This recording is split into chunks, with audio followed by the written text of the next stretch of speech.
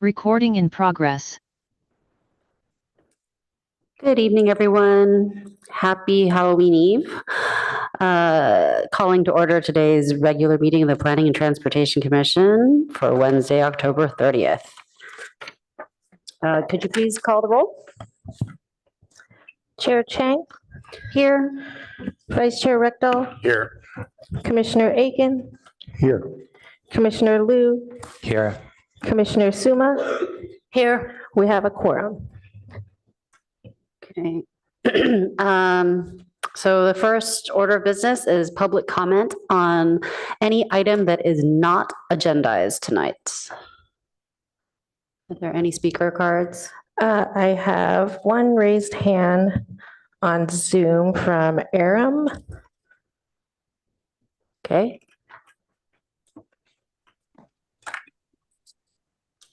Good evening. Are you able to hear me? Yes, we can. Okay, this is a little piece called Courage. And can I see the clock? I can't see the clock.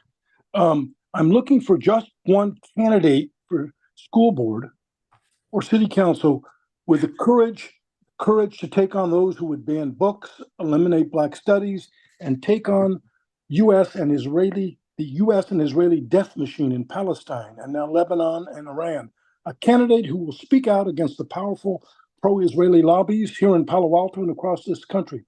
Speak out against the possible election of a Jewish white supremacist, genocide-supporting Zionist as Palo Alto's next mayor. Let me read that again. Speak out against the possible election of a Jewish white supremacist, genocide-supporting Zionist as Palo Alto's next mayor. We need an insurgence of truly progressive warriors, not politicians who weigh their every word based on political expedience in the expectation of their next political office. Courageous politicians who care nothing about the incestuous endorsement process here in Palo Alto. You know, you scratch my back and I'll scratch yours. No Zionist supporting candidates that are pandering for endorsements from the likes of Jewish white supremacist pro-Israeli politicians like Mark Berman and Josh Becker. The time spent seeking out bottom-feeding endorsements can instead be spent speaking to the people in the community and formulating policy that can genuinely make a difference. Let's talk a little bit about the First Amendment. A couple of you may end up on the city council, and you need to know this. The core principle of the First Amendment is the right to criticize or verbally attack public officials. In New York Times versus Sullivan, a 1963 Supreme Court decision, 9-0, the majority opinion penned by the brilliant Justice Brennan wrote, "Thus, we discuss this case against the background of a profound national commitment to the principle the debate on public issues should be uninhibited, robust, wide open, and that may well include vehement, caustic, and sometimes, here we go, unpleasantly sharp attacks on government officials. If you can't handle that, then you're not fit to hold public office." Let me just tell you something. I went to the UN Film Festival this last week and saw Where the Olive Trees Weep about the settlers in the West Bank and the way that they just terrorize the Palestinian people and knock down their homes. In Livermore, the same night that I watched that movie here in Palo Alto, a theater owner who offered up his theater for a showing in Livermore was so intimidated by crazed Zionists that sent hate messages to him from all over the country, threatening to close down his theater and ruin his business if he showed the film, was in fact intimidated to the point where he no longer wanted to show the film. Thank you. Thank you. That's it for public comment, correct? Ms. Dow?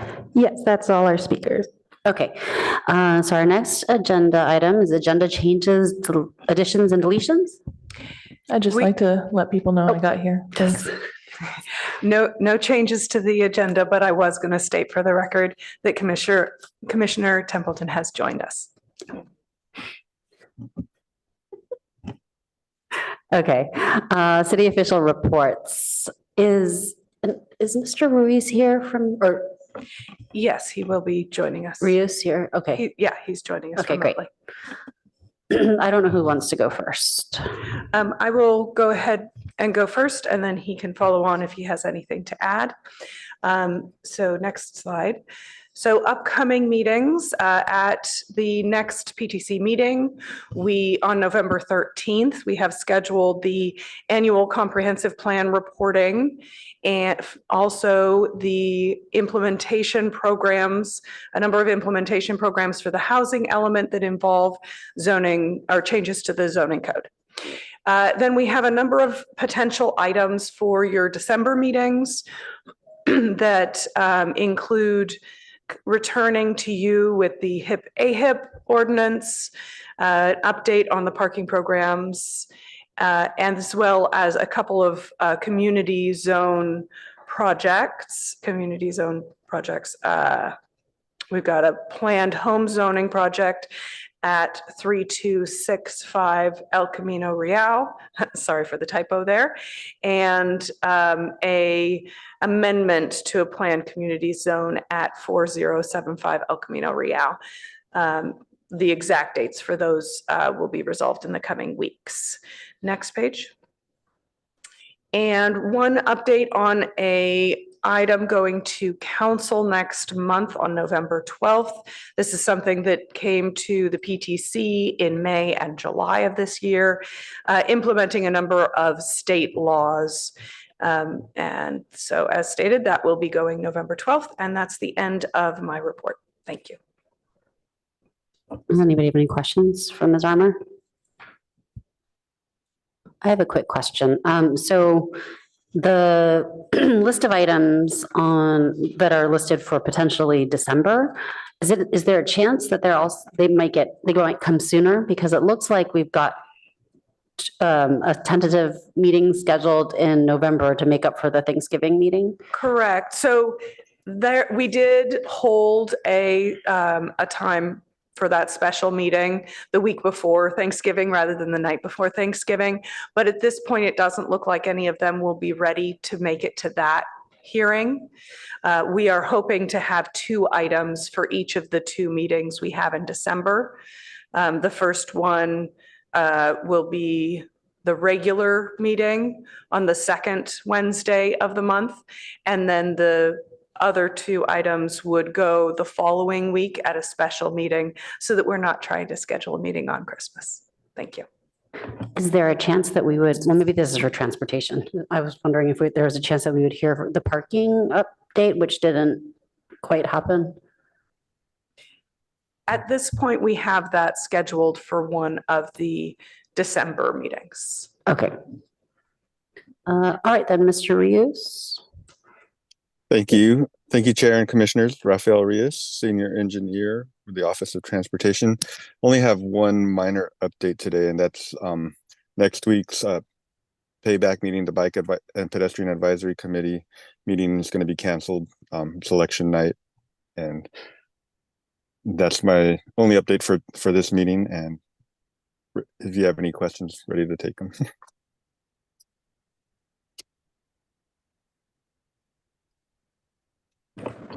Anybody have any questions for Mr. Rios?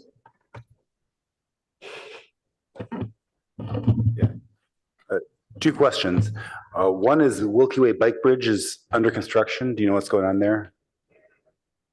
I do not know the details. Our Public Works Department is working on the surfacing or the surfacing of the bridge.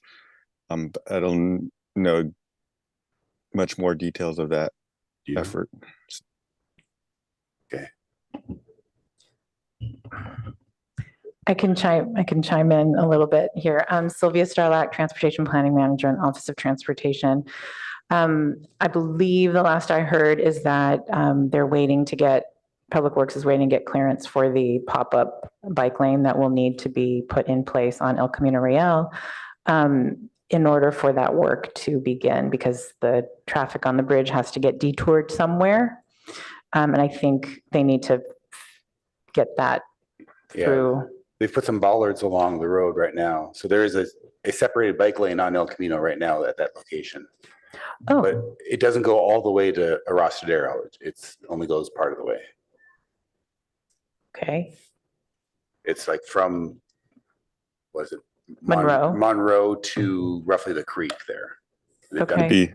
Could it be Del Medio where there is an access back to Wilkie? Likely. I mean, this is going north to Charleston. My understanding is it's supposed to go all the way north to Okay. Charleston. Yeah. Yeah, so Okay. they're probably just getting that set Yeah, up. they're still working it. Okay. And the second one was we had the collision data, and we still don't have the column that has the severe injuries. Is that coming? So I'll start by responding to that question. So I have reached out to our police department and some of the others who are involved in obtaining that information. And at this point, this report out that we've shared with you, that's something that's already prepared for one of the other committees. And so it's a quick and easy thing to be able to share. It doesn't involve any analysis. And it's kind of the information that's already available. To get additional detailed information would require additional extra work to kind of add that in. In addition, sometimes that additional detail isn't actually available to the public until more delayed. So if we want to have the September data in October, right, that quick reporting, then often that kind of additional detail isn't available. What I can say is that if we are bringing forward to you a transportation project where that information will be an important deciding factor, we will make sure that we get you as much detailed and up-to-date information as we can. So do we have a plan? Will we eventually get it, or is this put on the shelf? So we actually are looking at dates next year to come and speak with you about a safety plan, I believe is what it's being Right. called. Right. Yeah. So that is additional work on that is in progress, and we do hope to bring that to you early next year. Okay, because when we look at the data, there's all these injuries listed there, and we have no idea, are they just, someone fell down and scraped their knee, or is this severe? That's correct. And a lot of times that data is just preliminary information from the officers on the scene, and they don't necessarily know the extent of what those injuries actually are. So, we've been able to pull that together to provide to you on a regular basis so you can have a sense of what's going on. But to do anything more detailed, I think will need to be as part of kind of those future projects when it's connected with something that you're working directly on. We will, as I said, get you as much detailed information as current information as we can. Now, the bike and ped plan, the purpose of that is to minimize severe injuries. Absolutely. And that is the safety plan that'll be brought to you for further discussion next year. And so that will have a compilation, or will it be broken down where these locations are that? I've not had the opportunity to Okay. review it yet. It isn't finished. But I do know that our transportation staff is aware of your interest in this kind of detail. And so at this point, I can't commit to what detail is Okay. going to be available. Just from our point of view, we want something that's actionable. Oh, All good. right. I'm Oh, passing it sorry, up. Sylvia. So the safety action plan that we'll be bringing to you early in 2025 is almost wholly based on the collision data for the past 5 years. And you saw that collision analysis, we brought it here. So you have that information for the past 5 years. Because of the kind of unreliability of that injury data that that Jennifer was talking about, that having that data in the short term isn't super helpful. It's really important to get that data as you're looking back. Like it's just so. You're saying that the trends aren't apparent if you just look at a few months worth of data? Well, I mean, we won't know necessarily, like, it's exactly what she said, that the police make a guess as to what it is, but it might change. And so, yeah. From a data collection perspective, because as we talked about, the goal is to get to zero. And Right. I imagine that once we have the plan in place and want to monitor progress on it, that we're not going to be waiting a year to look at the prior year's data, if that makes sense. So what I'm wondering is, since the PTC has things like this report in December, that will be what was it called? Since the PTC has sorry. In December, as Ms. Armour had shown, that there's like an approval of a plan. So I'm just hoping that maybe we can institute something that ensures that at least once a year, Yes. we get something. And obviously, it won't have the last 6 months data perhaps in it, but everything 6 months prior with respect to the serious injuries and the deaths. Right. So unfortunately, collision data, particularly if you want it mapped and if you want good quality data, you're not even going to get 6 month ago data. You're going to get a year. Like the best data is a year or 18 months old, actually, because it takes forever for it to get through the system, through all the various databases and get reported.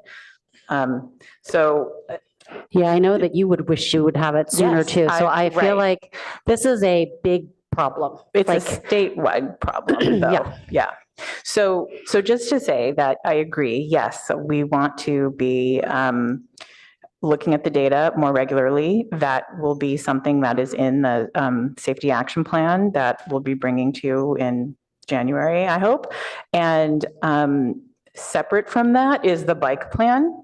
So the safety action plan is the one that has the goal of 0 injuries. The bike plan is aligned with that. But that's not the most explicit goal of the bike plan. It's the safety action plan. It's about getting to 0 injuries, but it's also 0 injuries for all modes of travel, not just biking and walking. Okay, thank you. Commissioner Templeton? Thank you. Just appreciate this discussion and trying to understand I'm sorry. You okay? Okay. Just trying to understand, are you saying that you need something in order to be able to provide that data in a timely manner? And are you asking council or other interagency cooperation for that? So actually, all of those things might be happening. Okay.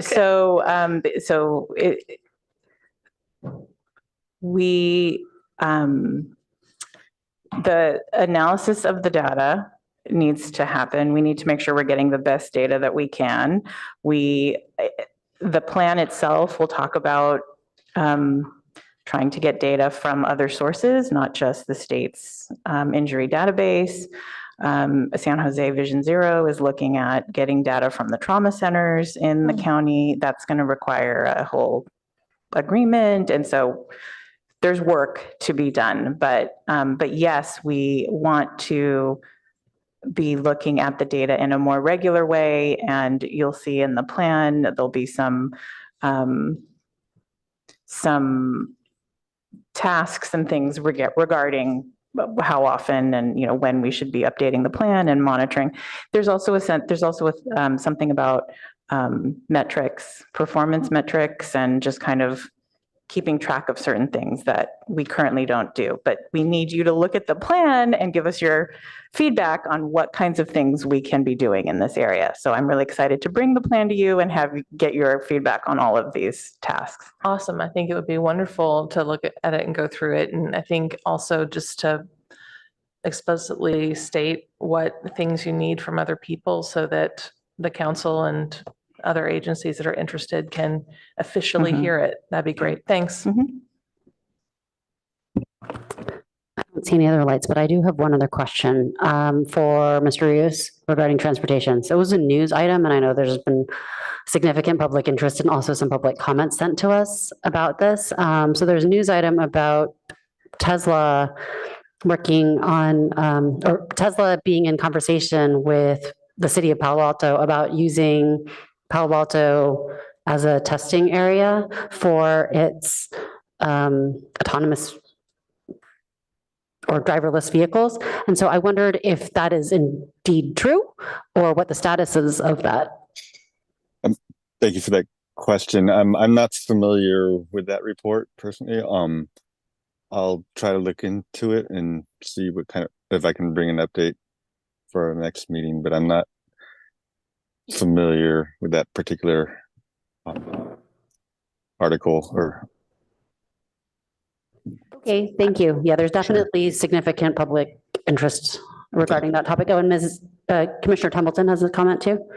Would that be going through the transportation department or some other department in the city? No. I can take it. The city of Palo Alto does not regulate autonomous vehicles.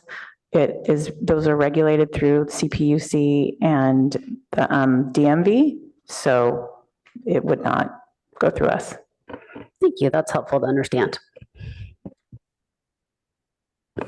Okay. I think that wraps it up for our staff reports, or director's reports. So our first action item tonight is regarding, let's see, it's called the Planning and Transportation Commission to recommend the city council to adopt the draft ordinances updating Palo Alto Municipal Code chapters 18.40 general standards and exceptions and sections 18.40.230 rooftop gardens and 18.40.250 lighting, and adding a new section 18.40.280 bird friendly design. So could we have the staff report on that? Yes.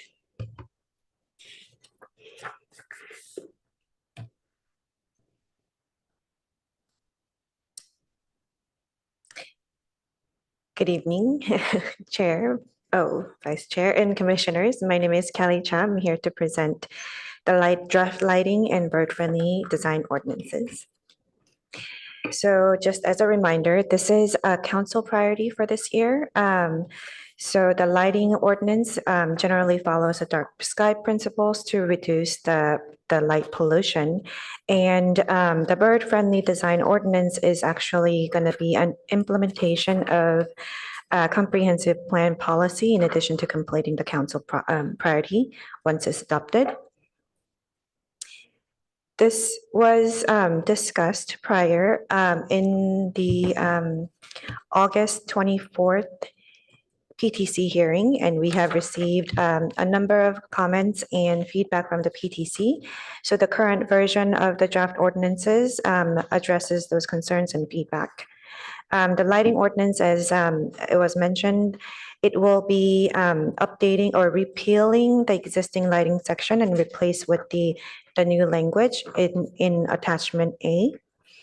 So the changes basically allowed the lighting standards to allow to new construction and substantial remodel only. And then we have changed the light color temperature to 2,700 from 3,000 after speaking with the city's police and fire departments. And the ordinance now has a threshold of average maximum of 0.5 foot candles to regulate light trespass. And the lighting control, or also known as light curfew, exceptions are going to be allowed for building entrances, parking areas, walkways, and driveways. And this was one of the comments we have received from the previous PTC hearing. And we have received a number of comments on their special purpose lighting section of the ordinance. For the outdoor athletic facilities lighting, there are some revisions proposed after discussing the standards with the city's community services department. With that conversation, staff added an exception for public facilities to provide some flexibility. And automobile service station lighting, it was before called gas station lighting. The automobile service station is a term that we have in the municipal code. So we're switching that term to be consistent. And we have added a new section called outdoor space above ground floor.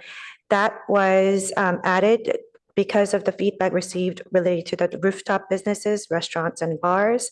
And staff actually found out there was a lighting regulations or provision standard in rooftop garden section. So we have moved that standard into this section. That's why there is a amendment to the rooftop garden section as well in the ordinance.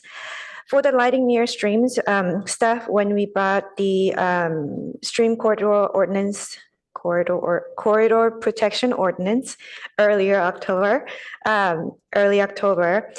staff mentioned that the lighting requirements will be part of the lighting section, assuming that the stream ordinance would move faster, that we would have the terms that's included in the stream ordinance.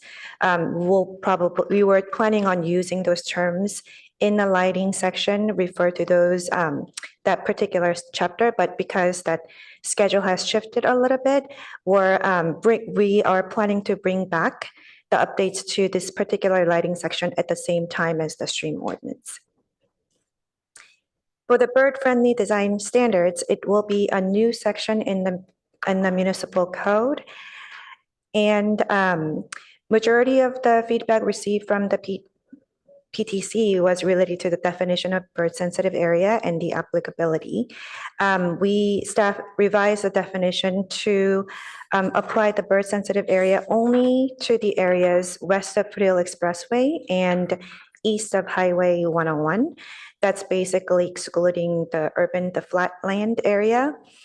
And under the bird-friendly treatment section, we have added the decals, films, or other what we call non-permanent markers for residential and residential portion of the mixed-use development as requested by the PTC. And staff also removed the threat factor option from that section because after reviewing what staff had to actually go through to confirm all of the information related to threat factor, it was decided that it might be too difficult. It might delay the review process of the projects. So staff decided to remove that option, but it's up for the discussion, PTC discussion. And because after reviewing the ordinance altogether, we have found out that having that location requirement, which was like the threshold of 40 feet, and there was a percentage of glazing where treatment had to be applied, with the size regulation requirement under applicability, we have found that it might be too complicated to actually apply that location requirements, that we have removed that section altogether. So those are some of the changes in the ordinance. There are no changes to the applicability section, but we wanted to clarify a little bit on those provisions. So I think it's very clear within the bird sensitive area, any new construction or substantial remodels, any windows proposed in those projects would have to apply, would have to prepare the treated glasses or exterior features to make sure that the bird collision is reduced. But I think the size threshold is where it's a little bit confusing. So this table is trying to make that clarification, hopefully no further confusion. But it's basically saying any new windows within the bird sensitive area, new construction, substantial remodel, and any new windows or replacement of the existing windows, regardless of the size, they would have to actually have bird treatment. So that's more restrictive because those are bird sensitive areas. If you're outside of the bird sensitive area though, the bird treatment only applies to any new or replacement of existing windows that are unbroken and 24 square feet in size or larger. Any other windows that doesn't fit into that eligibility requirement, they wouldn't have to actually have to comply with these requirements. So the staff thought behind that was that with that requirement applied to the outside of the bird sensitive area, it'll provide some flexibility for architects and designers to, change their design if needed for the cost related concerns or something else. They could come up with some other designs that wouldn't make them actually have those bird sensitive bird-friendly treatments on those glasses. Staff recommendation is that PTC recommend City Council to adopt the draft ordinances, updating the lighting section as well as rooftop garden section and adding a new section for the bird-friendly design. And this item, if it is forwarded to the City Council, will be heard before City Council in winter 2025.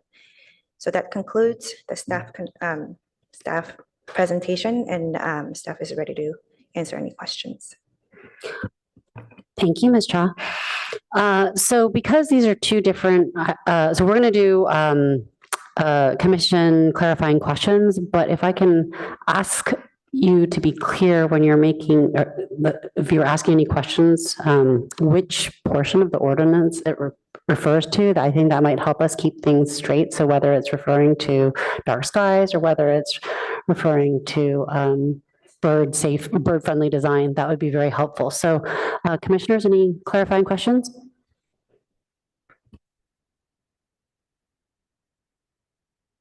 Okay, Commissioner Aiken, then Suma, then Lou.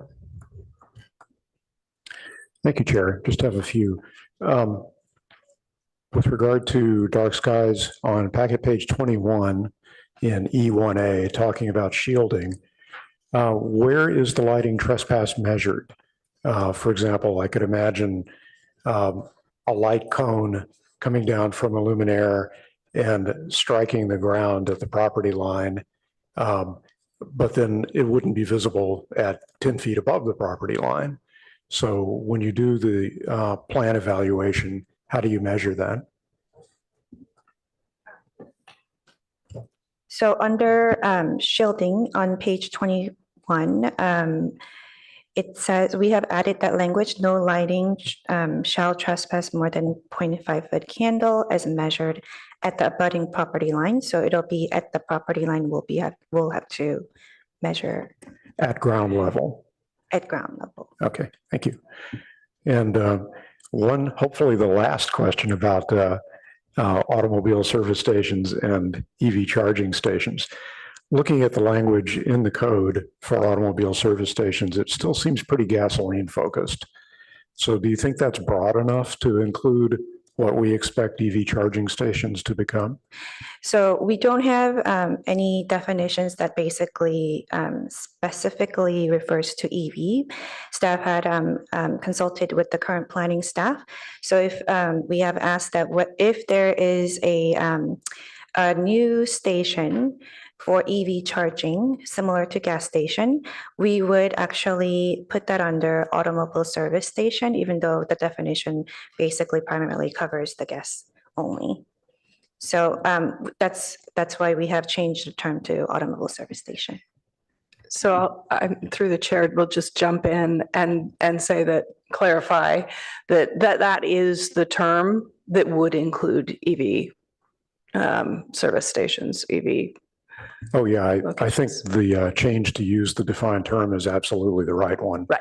I'm just curious as to whether the term needs to be modified, the definition needs to be modified already.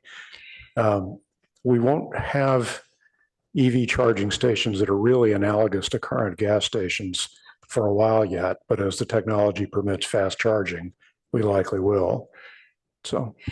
And what I would say from a staff perspective is that there are cases where things change faster than our code can. But the work of staff is to make sure that we fit into the category that is closest to what's occurring. And then we work to keep a list of those sorts of things for the next time we have an opportunity for a comprehensive code update. But at this point, we're comfortable using that term for this particular instance. All right, thank you. Do you want to make all the questions for dark skies first and then come back to bird-friendly design? Or do you want to cover them both now? Just go ahead. Go ahead and cover them now. All right, let's see. I think you've already clarified a number of my questions about this. Packet page 30, D3, this is the threat factor removal. So I was just curious as to whether there is any treatment that we now miss because we've removed the threat factor criterion. There may be actually a lot more treatments that we have missed with this particular section, but we do have an alternative compliance language that basically allows if somebody wants to come up with different option than just the treated glass or exterior feature per se, then they can actually hire although it's additional things, but they could propose an alternative ways to comply with the at least comply with the purpose and intent of the ordinance, and come up with that particular treatment. And it would have to be actually reviewed at the same time when the application is reviewed, and requirement would be to hire either qualified biologist or ornithologist who's familiar with the bird-friendly design. Thank you. And my last question, I think, is a lead in to more discussion that will have to happen during the comments section. But also on packet page 30, now that the bird-friendly treatment location has been removed, is your understanding the treatment is required on the entire building elevation? That's correct, the entire building, and then within the bird-sensitive area everywhere, basically. But for the buildings outside of the bird-sensitive area, anything that's larger than 24 square feet, that's 24 square feet or larger and unbroken only. And if I may jump in just for clarification, when we talk about the entire elevation of a building, we are talking about the fenestration, right? So the windows and glass doors or whatever see-through material, not the solid walls. Yes, and including all of the other bird hazard installations as well. Correct, including bus stops or other facilities that include a see-through surface that is more than the 24 square feet. Okay, understood. But again, I expect there'll be more comments on that later. All right, thank you. That's all for me. Commissioner Suma? I had a question about how we measure foot candles. Well, the foot candle is basically the measurement that we generally use. It's basically one candle light against 1 square foot of surface. That's the 1 foot candle measurement. And when it is submitted to us for a project, a lighting plan is submitted along with other architectural plans, and they provide numbers within a square foot.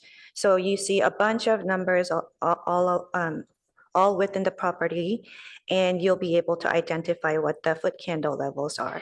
I guess I should have asked it a little differently. How would we know with regards to the trespassing, light escaping from one property's boundaries?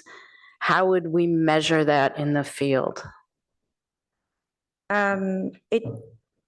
Or how would we evaluate it? So the lighting requirements are, lighting ordinances apply to only new construction and substantial remodel.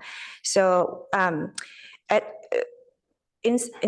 guess on the field, it'll be a little bit difficult, and the inspector would have to go out and confirm, but we would actually have the plan submitted that's showing that they're complying with the specification of the lighting submitted to us, and the lighting plan showing the foot candle information as well. That's confirming that they're in compliance with the lighting requirements. If somebody complains, they would have to go out and inspect. That would be something I would have to check with the inspectors and see if there's any particular way. I'll jump in on that. So there are tools available for light monitor to go and check light levels. And so if it were a code enforcement situation, then that is probably what would need to be done. But the hope by preparing the regulations in this way is that it will mostly be at the plan review stage, that they have to show we are going to be installing this light in this location, shielded in this way, and this is how the light is going to shine, so that we avoid those code enforcement situations. That's the goal. Okay, so there's some kind of equipment that can go out and measure it, or is it just an Yes. observation? Okay. There there's are equipment. light meters that are available. Okay, thank you very much. That's it. Commissioner Liu? Thank you. I just want to confirm a couple clarifying questions on applicability. So firstly, on packet page 21, we talk about how for the purposes of this section, except otherwise provided by section 18.40.253.4A below, we should comply.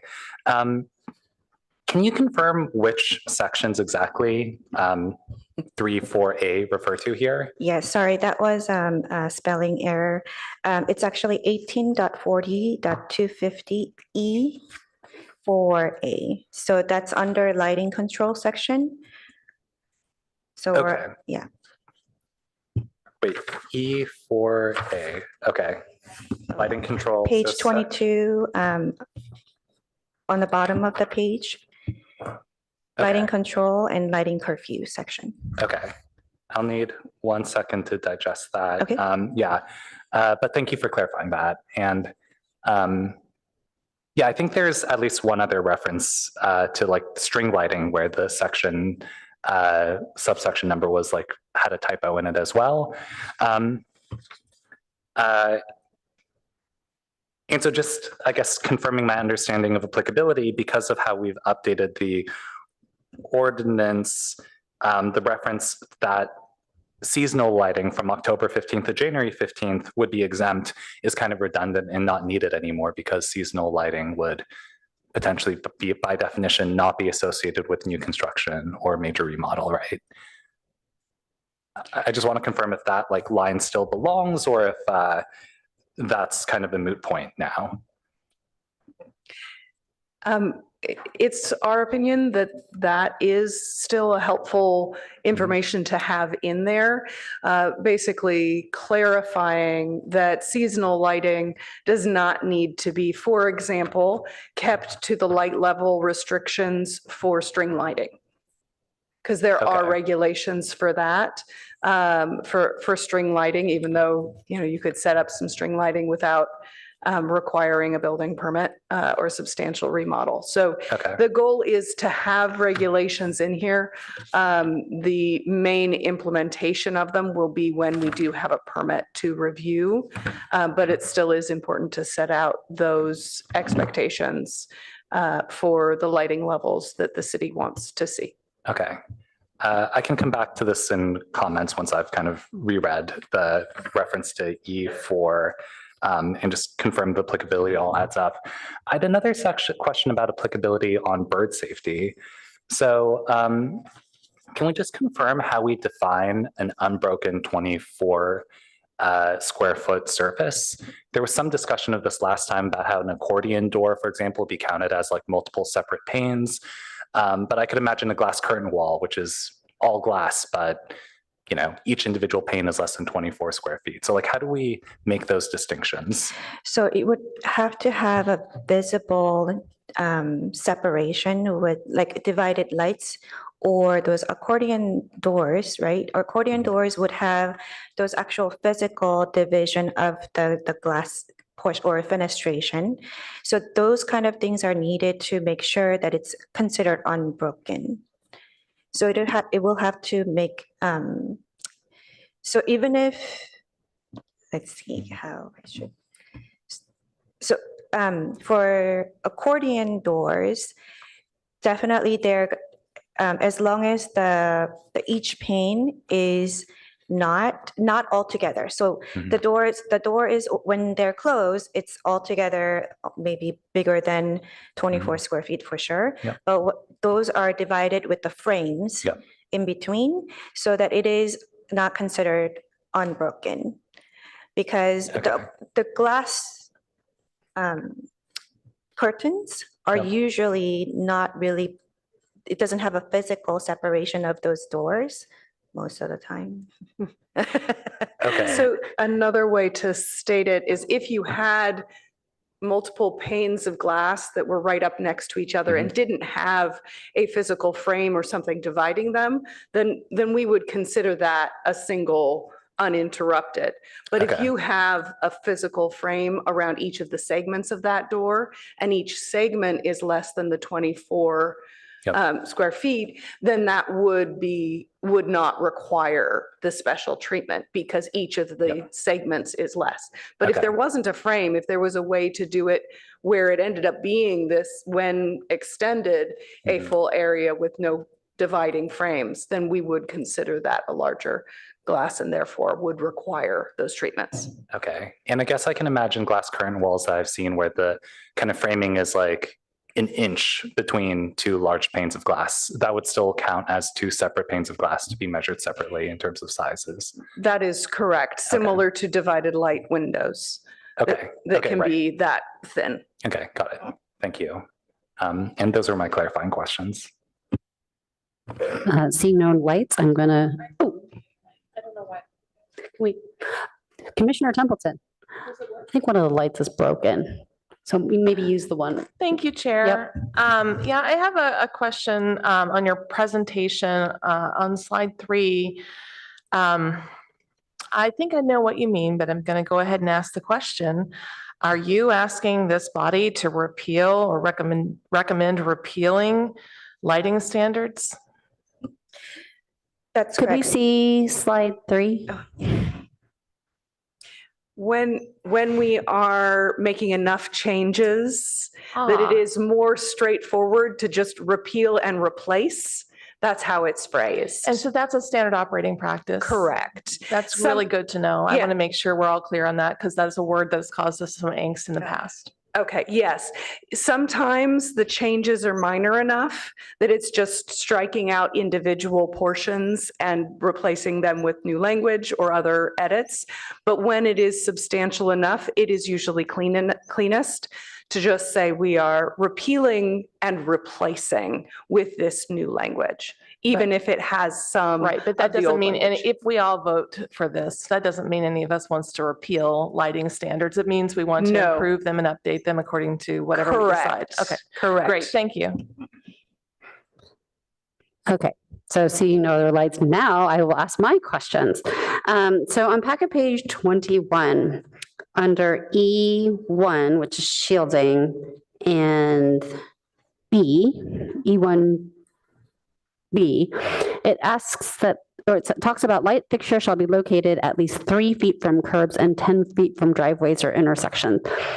And so I just wanted to make sure that I understand what's going on here, because if I think about my driveway, at the end of the driveway is my garage, and there's a wall there with a sconce on the wall. That is not 10 feet from my driveway, because my driveway goes right to that light fixture, but it is not attached to the ground. So I guess I'm just trying to understand what the intention is for E1B, because I imagine that I should be allowed to have the light next to my garage on the wall.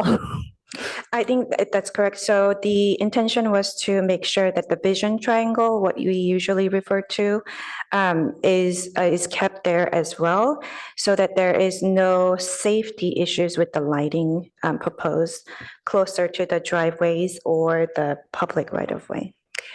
And so you could consider modified language so that it is intersections of streets or intersections of driveways with streets. We could work on some language there. It is intended to be where the driveway comes off your property and connects with the street. Okay, I'm similarly confused. Or it says 3 feet from curbs. I think that is also supposed to be relating to the site triangle. Is that correct?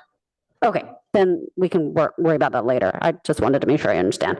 Then the other question I have, which was answered in pre-meeting, but I just wanted to make sure that the public understands this as well, is on packet page 20, where B8 under seasonal lighting specifies that string lighting is not considered holiday or seasonal lighting.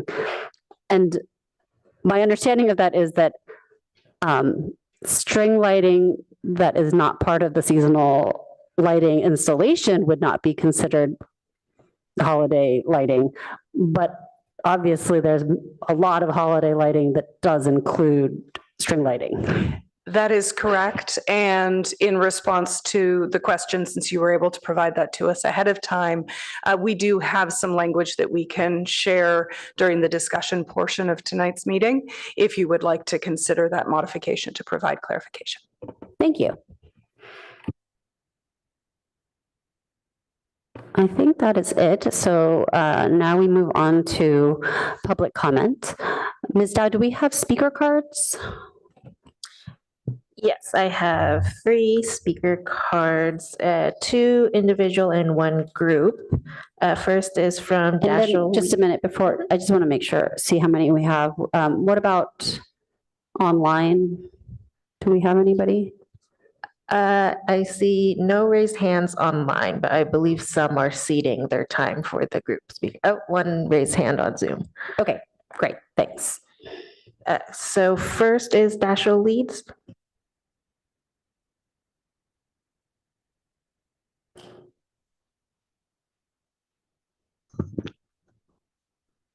Hello, Chair Chang and Commissioners. My name is Dasha Leeds. I'm the Conservation Coordinator for the Sierra Club Loma Prieta chapter. I'd like to start off by thanking you so much for recommending to look into the 2700 Kelvin requirement. Thank you to staff for including it. We're really glad to see that. I just want to talk to you all about 2 recommendations that we have for the ordinance. We did email this to you in a letter. The first is to reinstate applicability for new and replacement fixtures. I think removing this from the ordinance basically renders it highly ineffective. If this takes place only at the time of permitting, then there's nothing stopping folks from just taking an already built building and replacing their lighting system. I think a dark sky ordinance really takes effect over time as fixtures are replaced when they become compliant with the ordinance requirements. So leaving that out really leaves out the effectiveness over time of an ordinance like this. Commissioner Liu, you brought up some multifamily buildings that have old wiring systems as an example of buildings that may have difficulty complying with the requirement to replace lighting with compliant lighting, which is why we recommend including or recommending the inclusion of a hardship exemption. So, for structures or property owners that cannot comply with the ordinance due to technical infeasibility or cost infeasibility, there could be an opportunity to apply to planning, for example, and provided they try to comply with the ordinance as much as feasible, we think it makes sense for that hardship exemption to cover the instances in which compliance could be difficult, while still keeping that requirement for new and replacement lighting that really does make this ordinance effective. So please consider that hardship exemption, but then reinstating the applicability for new and existing fixtures. The second point is consider prohibiting light trespass entirely rather than establishing the threshold of 0.5 foot candle. 0.5 foot candle can be kind of arbitrary in the mind of a homeowner. We don't have the tools to necessarily measure that. So if you do have requirements for new and existing lighting and just any requirements at all for lighting, it can be kind of arbitrary. And I would suggest taking the approach that Brisbane took, which just says no light trespass. It's easy, it's simple to understand. Anyone who's installing a lighting system can look at how their light is cast, and they can determine with the naked eye whether or not you're trespassing into a property line. So I just recommend taking the Brisbane approach, prohibiting light trespass entirely. The added benefit to that is that a 0.5 foot candle is still on average brighter than the light of the full moon and can actually still be a nuisance for some folks. So not only does it make it easier to understand, easier to enforce, but you also remove the potential for nuisance lighting. We do have a couple other recommendations, but I'll leave those to the letter. Thank you so much for your time. Thank you. Next is Julian Wang.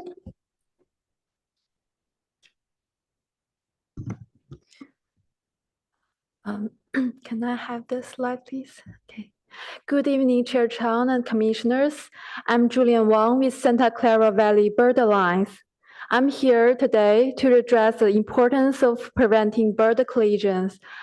Bird collisions with human-made structures are a leading cause of bird deaths. This issue is receiving increasing attention.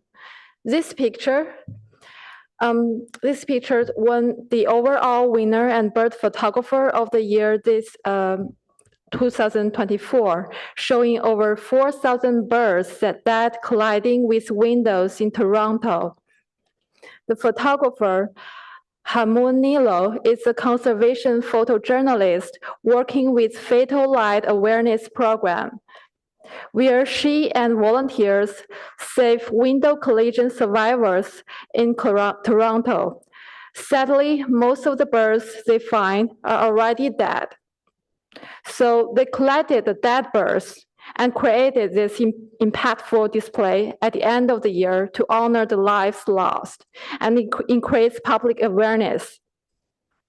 Birds often mistake reflected surfaces for open sky or habitat, or see through the transparent glass and try to fly through it, which leads to fatal collisions. Windows with unshielded outdoor lights are especially dangerous traps to them. Birds migrate at night, using the stars to guide them, so they may be attracted by the city lights. When they landed and try to take flight again, they collide with our windows, often with fatal force. Unfortunately, such building and lighting designs are still legal in our city. A new research study published this August uncovered alarming evidence that building collisions are killing over 1 billion birds annually in the United States. People are not aware of them because they can't see them. This photo is really alarming. I'm excited to see that Palo Alto is updating its light ordinance and considering a bird-friendly design ordinance. And I hope it will make a significant step toward protecting migratory birds. Thank you. Thank you.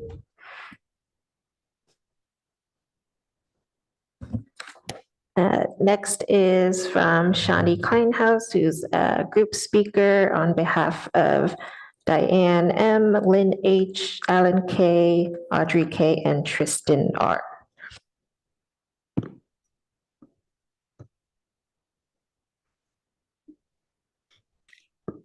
Thank you so much. Good evening. I'm Shani Kleinhaus. I'm a resident. I'm the environmental advocate for the Santa Clara Valley Bird Alliance and a commissioner on the Parks and Rec Commission, but do not speak for the Parks and Rec Commission. We submitted the letter with quite a few recommendations. Some are pretty small and just trying to improve some of the recommendations. And I have to say, I really thank staff for what they've done. They've put so much work into this. It's really admirable. But as always, we still have some comments. So the first one, we saw a couple of misses in general. One is that there are two main reasons why birds collide in windows. The primary one is that they see the reflection of trees, the sky, water features. Reflections are what kills most birds, and it's not addressed here at all. And so most cities that try to address reflection do it through the percentage of glass that is not treated.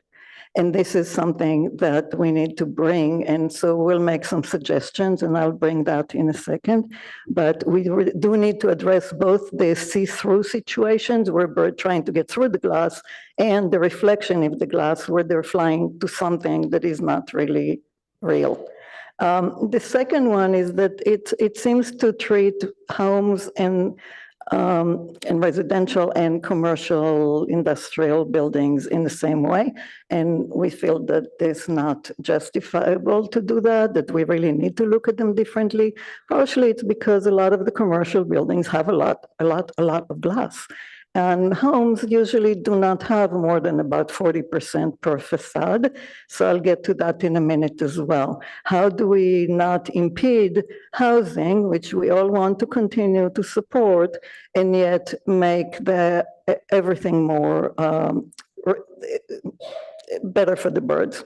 So the first So now I'll get to my comments, which I'm sure you all have. The first one was to add bird sensitive area, to add areas of natural streams, because that's where the birds are. That's where they hit. Natural streams are really important to birds. All life depends on water. That's where the water is. That's where life is for all critters. They use it to migrate along the and outside of the creeks. So that was the first one, is to add the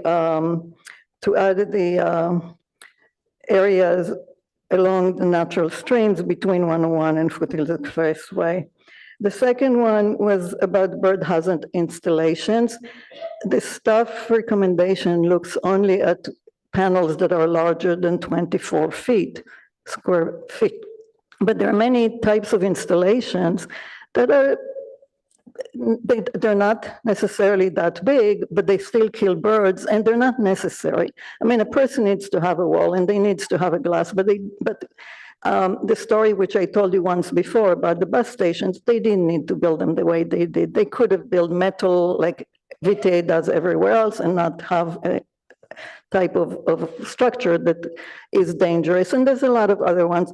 So in the recommendation for bird hazard installation, we recommended to separate those little structures, all kinds of structures that are not necessarily important and that you could use a different design or different material from actual windows in people's homes, which we kept the recommendations for the 24 square feet. Didn't change that one. So in the different bird hazards and treatments, we added some things that are just after talking to people from the from glass industry as well as other people who work on bird collision, we came up with a longer list. One of the things about threat factors, since someone asked about that, I would like to say that if that is an option as an alternative, then it should be included. And it should be no more than 25 and no averaging, because the average is what kills the birds. So no more than 25 is a fair bird threat factor to use. So the main thing that I'll get back to is the reflectivity issue. Because reflective glass kills birds, every bird safe design ordinance addresses it by allowing a certain amount of the glass not to be retrofitted for birds or not to be applied. So here is the recommendations after, I tried to write it, but I don't think I made it really great. was still working on it. So here are the recommendations. For all new development anywhere, including new and replacement fenestrations, in new development, in major remodels, and any kind of replacement of fenestration, start with everything needs to be retrofitted, and then let's see what kind of exemptions or exceptions can be done. So the first thing is, I would say, for all new development in the bird sensitive areas and all new commercial, industrial, office development in the city, all of that needs to be retrofitted, but I would give it all 10%. That the developer or the home or that can be used that is not treated, as long as it's not a bird hazard. This is something that is not unusual. Most cities apply that to office and industrial development. Cupertino applies that to homes in some areas. It allows somebody who just wants to replace one little window in the bathroom to do it without having to go through a lot of difficulties. So for all development that is industrial or homes in the bird sensitive areas, residential development, whatever kind it is, 10% that they can use. For residential areas that are not in a bird sensitivity area, and that's most of the city, to address the reflectivity, the recommendation we made was that no more than 40% of the facade can be untreated glass. And the reason for that is that most homes don't have more than 40%. And even if they do, some of it has shutters and screens and it's not very common to have a lot more than that. And if it is, then put a screen or a shutter or something to tell the birds that it's there. And that's how you address the reflectivity issue. And the last one is don't have any bird hazard installations that are not retrofitted, period. So that was the recommendations in general. A few other things is that it's an emergent field and eventually soon there'll be experts that have training in bird safe design. So that should be the main thing, not just the biology. It's not taught in classes. So how do you learn this? So it needs a 5-year experience or certification, which is coming. FLAP, that's the organization that had that picture that Julianne showed.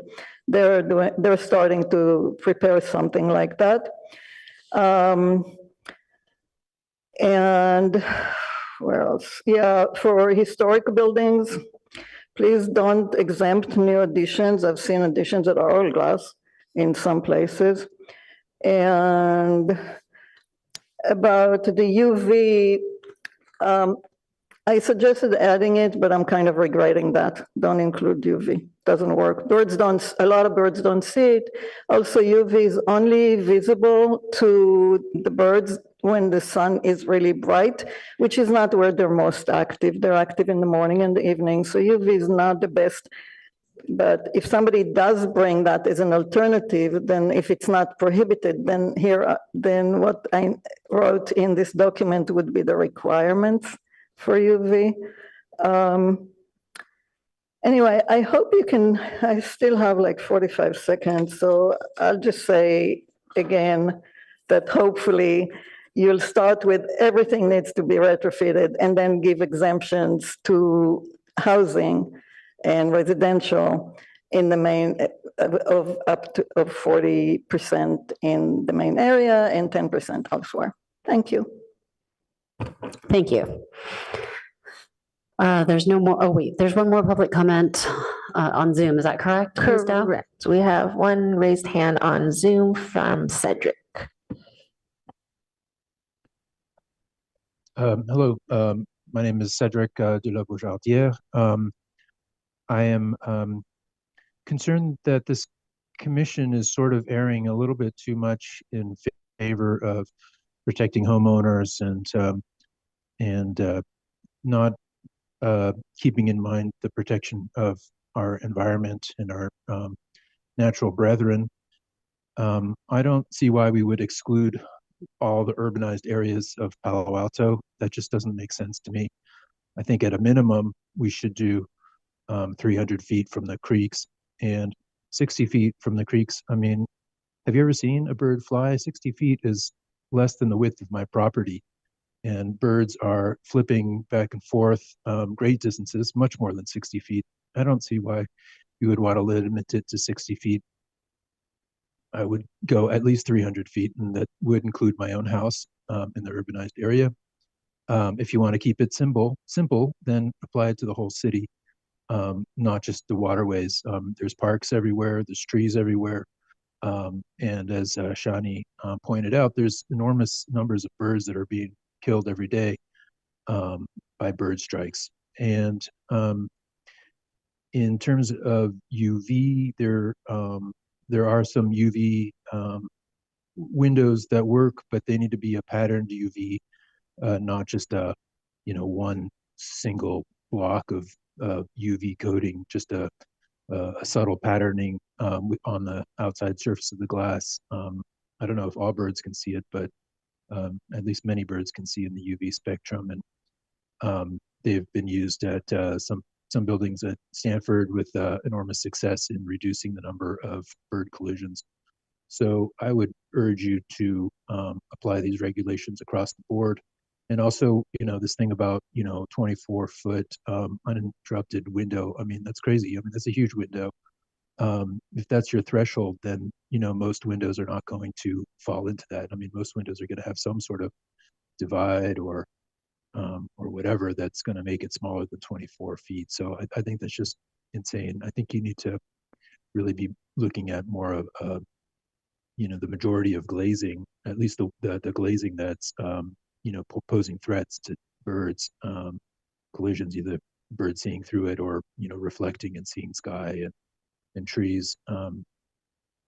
It needs to be just across the board. We need to have these protections for the birds and support our feathered kin on this planet. Great. Thanks very much. Thank you. Okay, so I think that's it for our public comment. So let's bring it back to the commission for discussion. If I may, through the chair, sorry.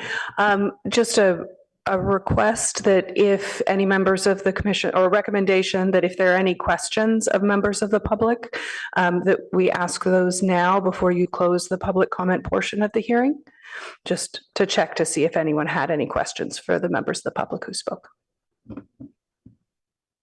I don't see any lights. Thank you. Thank you. All right. If anybody would like to start us off with comments, please light it up. Just a question for the chair. Are we doing dark skies first and then bird? Excellent question. Thank you. I think that's a good way to handle it. So why don't we, as a commission, have a discussion about dark skies first, just because it's the first one in the packet, and then we can talk about bird safety. That way we kind of keep all of our comments relevant to what the next person's saying. Does that work for everybody? Everybody's nodding. Okay, so light it up. Commissioner Suma. Thank you very much. And I would like to start out by thanking staff for coming back with this, and also for working carefully with our local expert agencies. I think that really, really helped us. So I think in general, the dark skies ordinance is, as proposed, is very good. I would say that I agree with some of the few comments that were made by the representative from the Sierra Club. And to go over those, the first one is to reinstate applicability, installation of new outdoor lighting, replacement of existing lighting on packet page 21. So I think that reinstating that and having a waiver process, a hardship exemption would be a good thing to do. And I think that hardship exemption is really important here, because there are going to be some houses that have a very difficult time with this, some buildings. So I agree with that. And as to the trespassing light from outdoor fixtures, I find it really compelling that the 0.5 is the brightness of the moon, although I'm not sure which cycle of the moon that is. It's sometimes, the moon is sometimes really bright and sometimes less bright. But I think that it's compelling that if other municipalities are reducing that to 0.1, that Palo Alto should too. I would note that in general, that our SCAP, along with all the other things that it wants us to do, goal 6 is about retaining biodiversity and habitat. And I have it up if anybody wants me to read it, but I'm sure you don't. But it's, so I think it's really important that we do this. I see these changes in these 2 sections of code, or change in addition, to be consistent with REACH codes and building to address environmental urgencies. So I also think that not having no trespass is a really easy thing to do, because it doesn't require as much of staff time. But I would also be happy with 0.1, since that's an accepted standards in other municipalities. And then, I don't think they mentioned this when they spoke, but they had another thing in their letter, which was the duration of motion sensor activated lighting. And I think 10 minutes is a really long time. I think 5 would probably be sufficient. And I would say that that the current standard for the 0.5 is the current standard in our code for light trespass.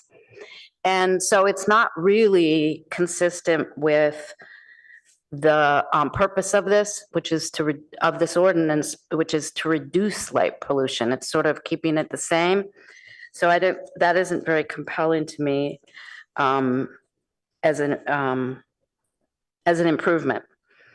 So, oh, and then they made one more recommendation that was just to be consistent in the use of the terms fixtures and luminaire. So I think that just makes it easy. So those are my thoughts for now. Thank you, Commissioner Suma. Commissioner Aiken? Thank you. I'd like to follow up on the light trespass question.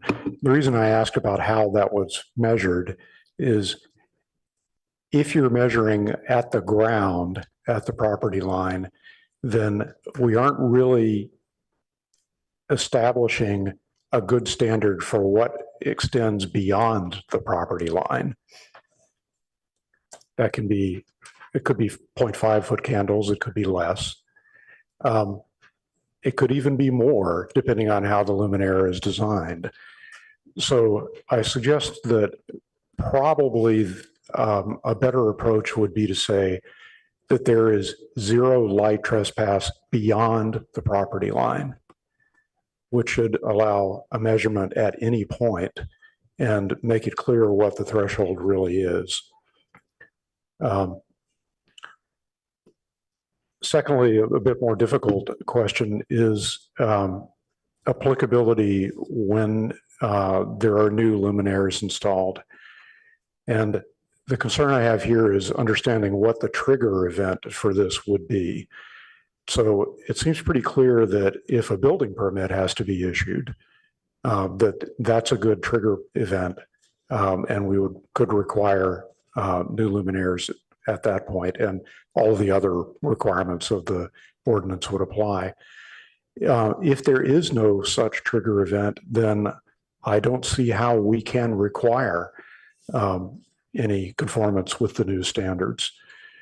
So some clarity there might be necessary.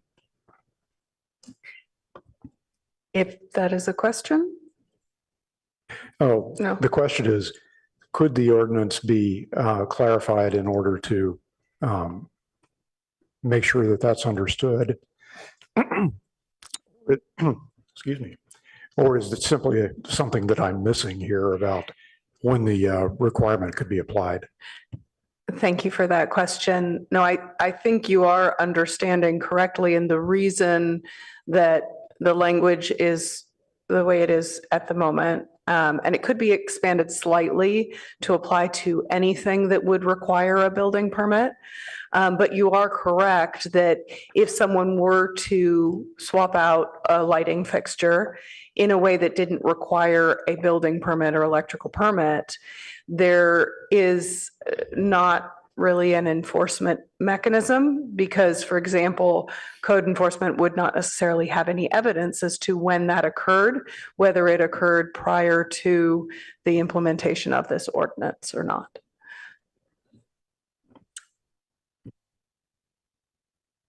Okay, I'm not seeing other lights.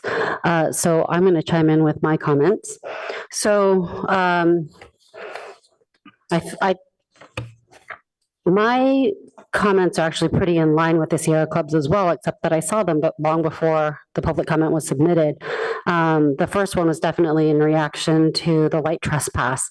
It seems really difficult for me as a homeowner to, if I'm irritated by a light of my neighbors, I don't have the equipment to measure the 0.5 foot candles. So I think it's just easier if it's 0.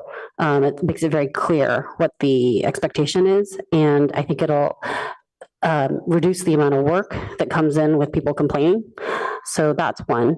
I was also wondering about the applicability.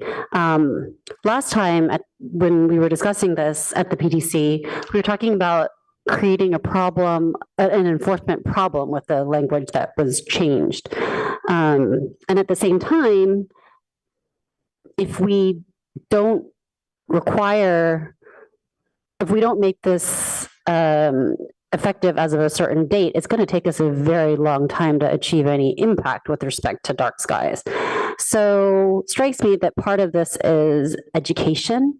And I wondered what staff's thinking with respect to that. So in the same way that there's water savings that we want, and we can't go inside everybody's house and make sure that their oldest fixtures are retrofitted. So what can we do without creating an enforcement problem for us? And then my second observation is, for example, with leaf blowers, the city has banned the gas leaf blowers, and that is an enforcement problem. So if dark skies are important to us, would it make sense to do as the public commenter suggested and reinstate applicability, with a certain date and deadline? So I'd love to hear staff's thoughts on that, because the enforcement issue was one that was brought up by, I believe, Director Late last time. Thank you for that question. I think actually you have presented a very interesting suggestion with the suggestion of outreach and education. And that is something that we work to do anytime we have a new ordinance. So that would be a part of kind of moving forward, that we would make sure that there is informational handouts or information on our website to try and make sure that homeowners are aware of these new regulations. But I do think, as the director stated last time, it is a concern to try and implement a requirement that would apply. I mean, maybe it's not retroactive, but would apply to houses where they aren't planning to make any changes, right?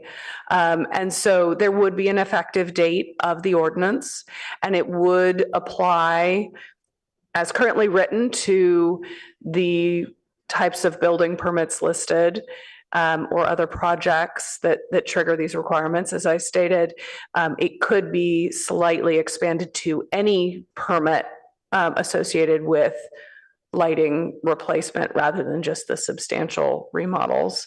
I believe that's what we currently have.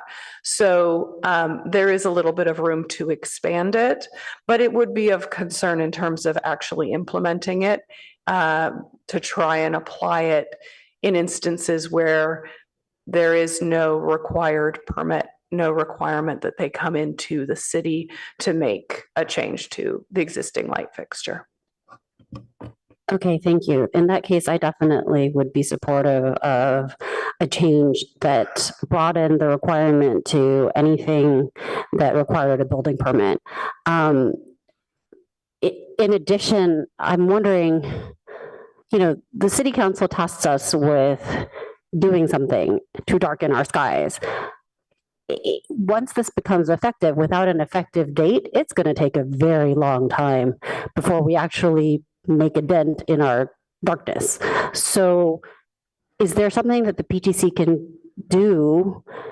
It's not something necessarily in the ordinance, but how do we alert the city council to the need to do a significant education effort? In other words, if we're not going to be punitive about this, how do we, or do we make it applicable to everything and then make a 5-year or 10-year effective date and then do a huge education effort? I worry that without the applicability of being spread to the entire city, to everything in this city, that nothing will ever happen.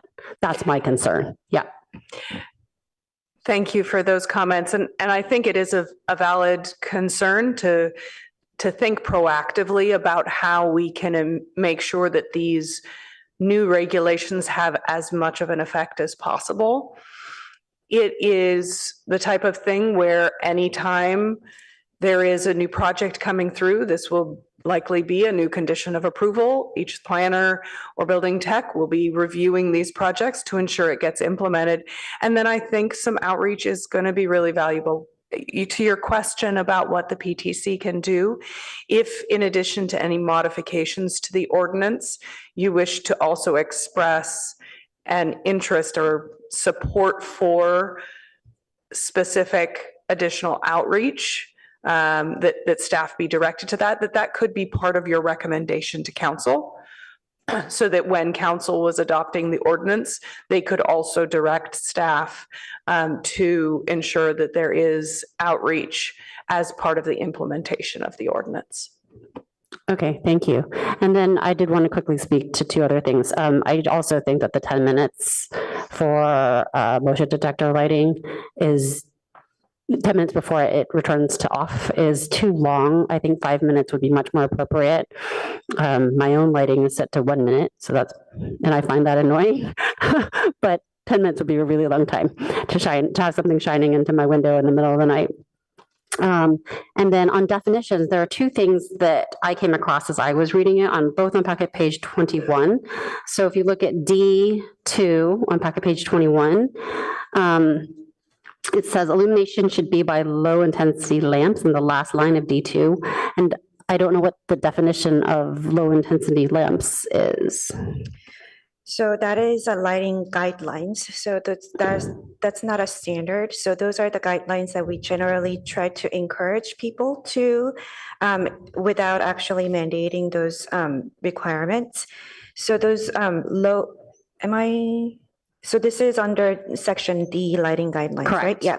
So the guidelines are not a mandatory requirements, but it's something that staff would like to encourage people to. So that's a sort of a direction given to applicants to consider.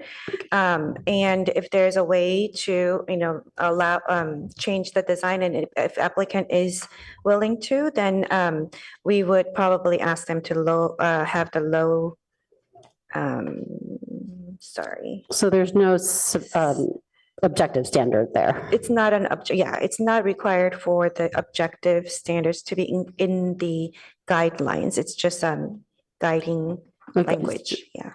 The objective standards are in other portions. Yeah. The guidelines are more intended to be kind of a goal or So purpose. In line with that, though, if it's a guideline, can we do a guideline on applicability, which is for it to apply to everything? If that makes sense. Is that something for us to aspire to? And that way it's in writing. So that's just an idea. And then the other question I had is, so on the second to last line on packet page 21, under I, or little Roman numeral 1, it's low voltage landscape. Is that low voltage? Is low voltage a commonly understood definition, or do we need to define it? So if you go further into that particular standard, it says that no more than 10 watt in. Oh, I missed it. Thank you. Yeah. So we do have a more specific information. Thank you. Appreciate it. Commissioner Rectal. Yeah. I want to talk about the replacement lighting. I am afraid that if we don't enforce it for replacement lighting, we're not going to make much progress at all. I know most of the lights that I've replaced, I haven't done with the building permit. I've just gone, need a new fixture, go to Home Depot, buy it, put it in. So isn't there a lot of, whether you talk about energy efficient fixtures within the house or energy efficient appliances or water savings, don't a lot of those apply whether they have a building permit or not? So I would like to clarify when we refer to fixtures, whether you're referring to light bulbs or actual entire system of lighting. The fixture that bolts on the wall. Okay. So, sorry, could you repeat that? Yeah. So how do we handle right now energy efficient appliances, energy efficient bulbs within the house? There are certain bulbs, if you have a building permit, when we remodeled, there's only certain fixtures we could legally put into our remodel. And how is the city code written for that? Is that just for remodels, or is that just a blanket statement saying that you only can have energy efficient light bulbs in your house? I would have to follow up with the details, but I believe that this is related to the building permits that you have to submit as part of the remodel. So when you submit a remodel application, you would have to include lighting information, specifications, and other things where staff would go through with the building, usually Cal Green or building code requirements. They go through and review against those code requirements. And we do have Albert's on here. Yeah, we have Albert Yang. Looks like he's joined us to add to this. Yeah, I just want to say for things like appliances, there are federal regulations that that govern how efficient those need to be. And then at the local level, it is really only at the building permit stage where we'd be looking at an energy budget for the project and needing to select your building methods and appliances to fit in that budget. So is it that the only enforcement mechanism is the permit, or is it that the actual ordinance does not apply unless you're pulling a permit? Yeah, so the ordinance, the local ordinance will not apply unless you're pulling a permit.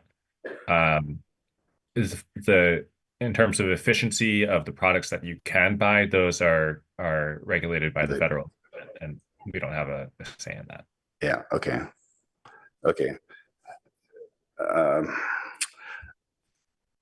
Yeah, I'm torn about this because I really think that if we don't do the replacement lighting, we won't make progress on it. But it is awkward to have an ordinance that you don't have any mechanism for enforcing it. Okay, let's move on to the other things. 10 minutes, I agree, is too long. I think we should make that 5 minutes or even shorter. And I agree also, the no trespass beyond the property line, that's a much cleaner way of doing it as opposed to measuring it at the base. So that's all. Commissioner Aiken? Just a brief observation about the concept of low voltage lighting. In my experience as a former electrical engineer, conventionally low voltage means less than normal AC line voltage. So less than 120 volts AC. And in houses, you may get a 24, you may get a 12, you may get something like that, but that's what it means conventionally. Thank you. Commissioner Liu? I am similarly torn about the issues around enforceability and how we kind of measure the before and after state and how we make that a meaningful part of the ordinance. I mean, otherwise I would be comfortable with the hardship exemption if we had a very clear criteria, like some kind of rewiring costs of a certain kind that exceed some like X $1,000 threshold, like, not something I can come up with now. I don't know the rates of electricians. I don't know the vocabulary for what would just go into the cost of installing a system versus what would go into the more nitty gritty, like rewiring the entire property. That would be kind of prohibitive. Like, but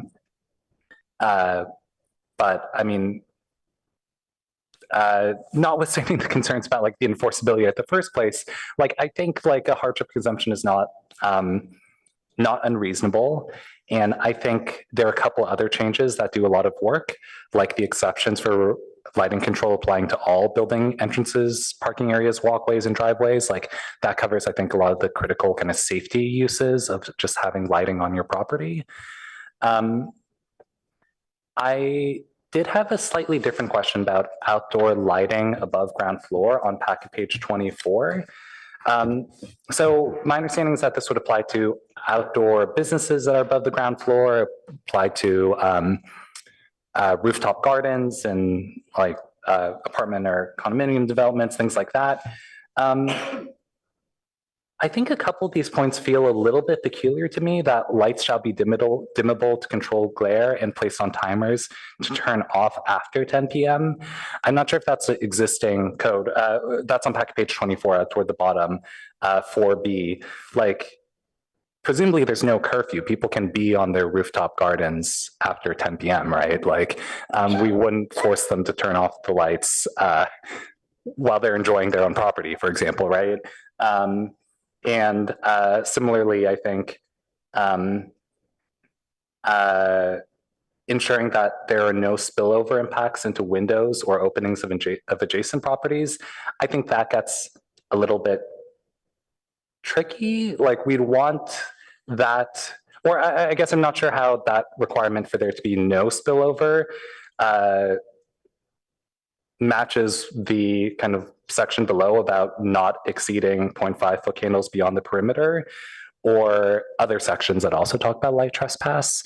So I think getting those points to feel, or those points just don't quite make sense to me right now.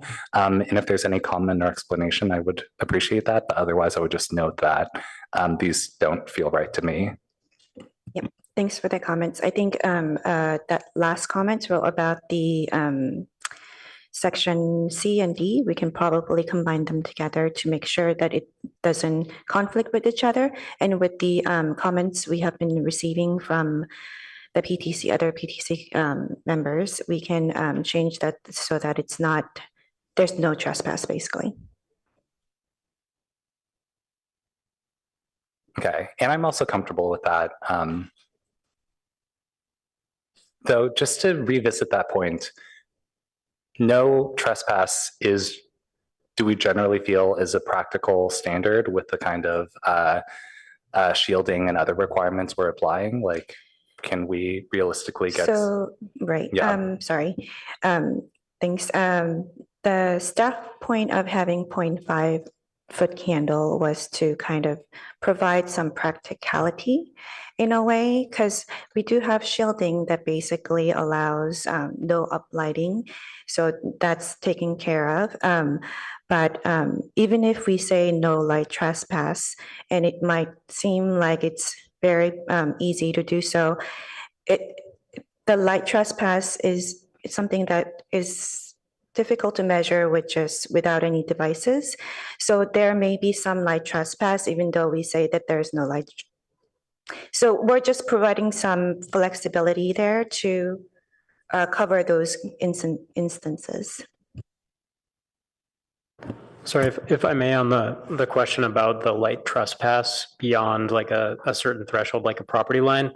So when we were developing the standard, one concern we had was safety, because if you're trying to illuminate part of your property that may be on the property line, then to have no trespass beyond the property line can be difficult if you're trying to illuminate something that's on the property line.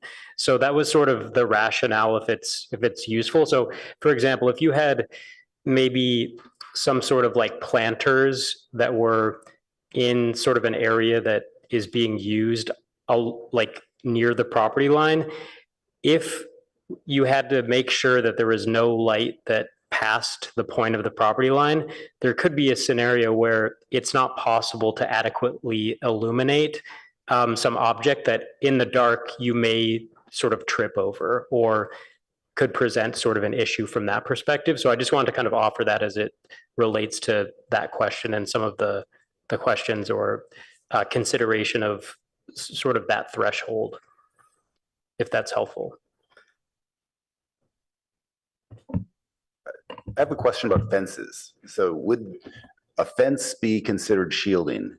So if the light from my house goes down and hits the fence and the fence is on the property line, would that be legal or illegal?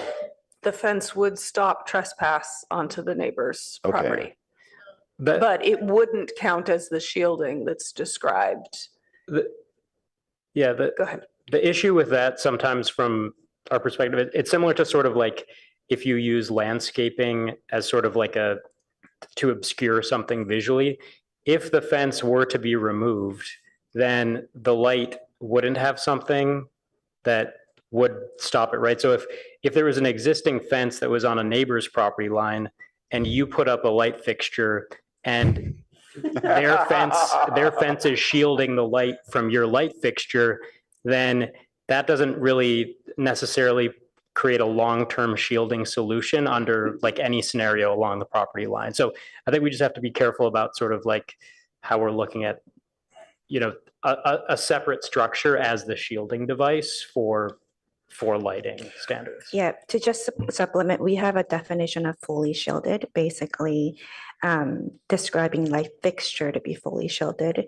So the structure shielding probably won't count as a fully shielded or shielded lighting. Commissioner Templeton. I just want to throw a scenario in here because I really like Commissioner Rechtel's question. I have a wonderful neighbor who lives in the property behind mine, and we have a fence in between. It's a full-size fence, and their lighting is pointed directly out so that they can see their whole backyard. But it goes straight into our property. And I'm sure if we can see it, I'm sure birds can see it. So I want to say there's definitely some practical scenarios which, with all well intentions, the fence is just not enough. Commissioner Suma. Back to number C3, packet page 21, and the discussion about enforcement and difficulty. Applying the lighting standards to all lighting across the city is not inconsistent with what we have now. And if you look at our existing code C requirements, there are 8 very similar, although staff has updated this to reflect some new technology. There are very similar requirements that it wasn't enforced unless it's a problem. But if you don't have it as a requirement citywide, it's not enforceable when it is a problem. I don't think applying this citywide is a deviation from what we do now. Staff has just updated it to reflect technology.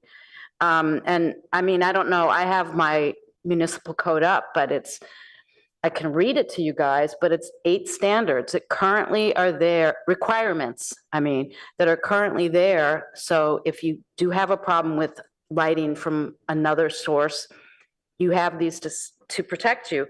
So we're sort of updating our lighting standards, which is the same as requirement, I guess, although I think just put it in that hard. requirement is a stronger word slightly. Not the guidelines, just the lighting standards. I mean, that's what we do now. So I don't see it as being an odd concept to say, hey, look, if you're gonna, replace your lighting, we're not requiring people to replace their lighting. We're saying if you want to replace it, you have to follow the new requirements. I don't think that's unusual. It is. All things like that have to be enforced by code enforcement if they become an issue, because obviously the city can't go around and look at everybody's light fixture if they decide for any reason to change it, right? So I don't think it's any different. So thanks for the comments and checking the existing regulations. So what staff is trying to do is to make it clear when the lighting actually applies. The current lighting section actually is a little bit silent on when these are applied. So with the updated ordinance language, we're trying to make sure that that applicability is clearly stated in the ordinance so that there is no confusion between staff and obviously the community. They might interpret that differently. Then there may be some code enforcement questions and issues. So with that, with the proposed language, we're trying to clarify. So, and as part of the PTC discussion, if the commission would like to add the replacement of the existing fixture or installing a new, that reinstating that particular removed provision under the applicability is a preferred approach, then that's definitely something that the commission can make a modification to the recommendation. Okay, thank you for that.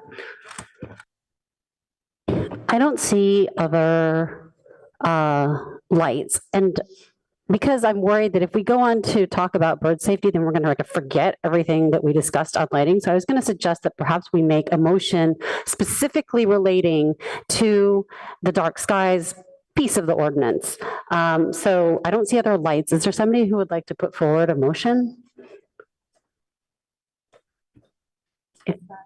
As I can do it. Okay, thank you. So let me look at something here. Recommendation. I guess I didn't prepare a motion, but I guess I would move the staff's recommendation for a new draft ordinance with the three key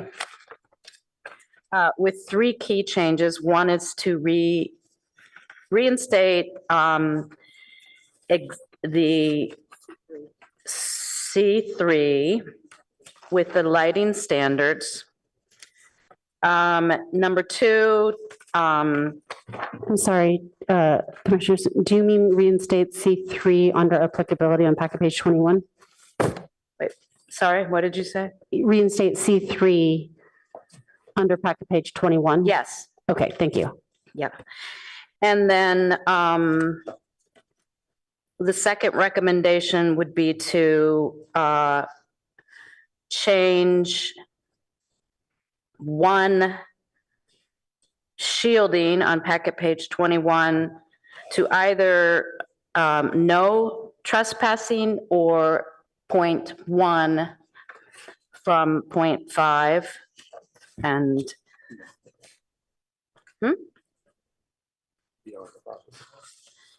beyond the property line, yeah.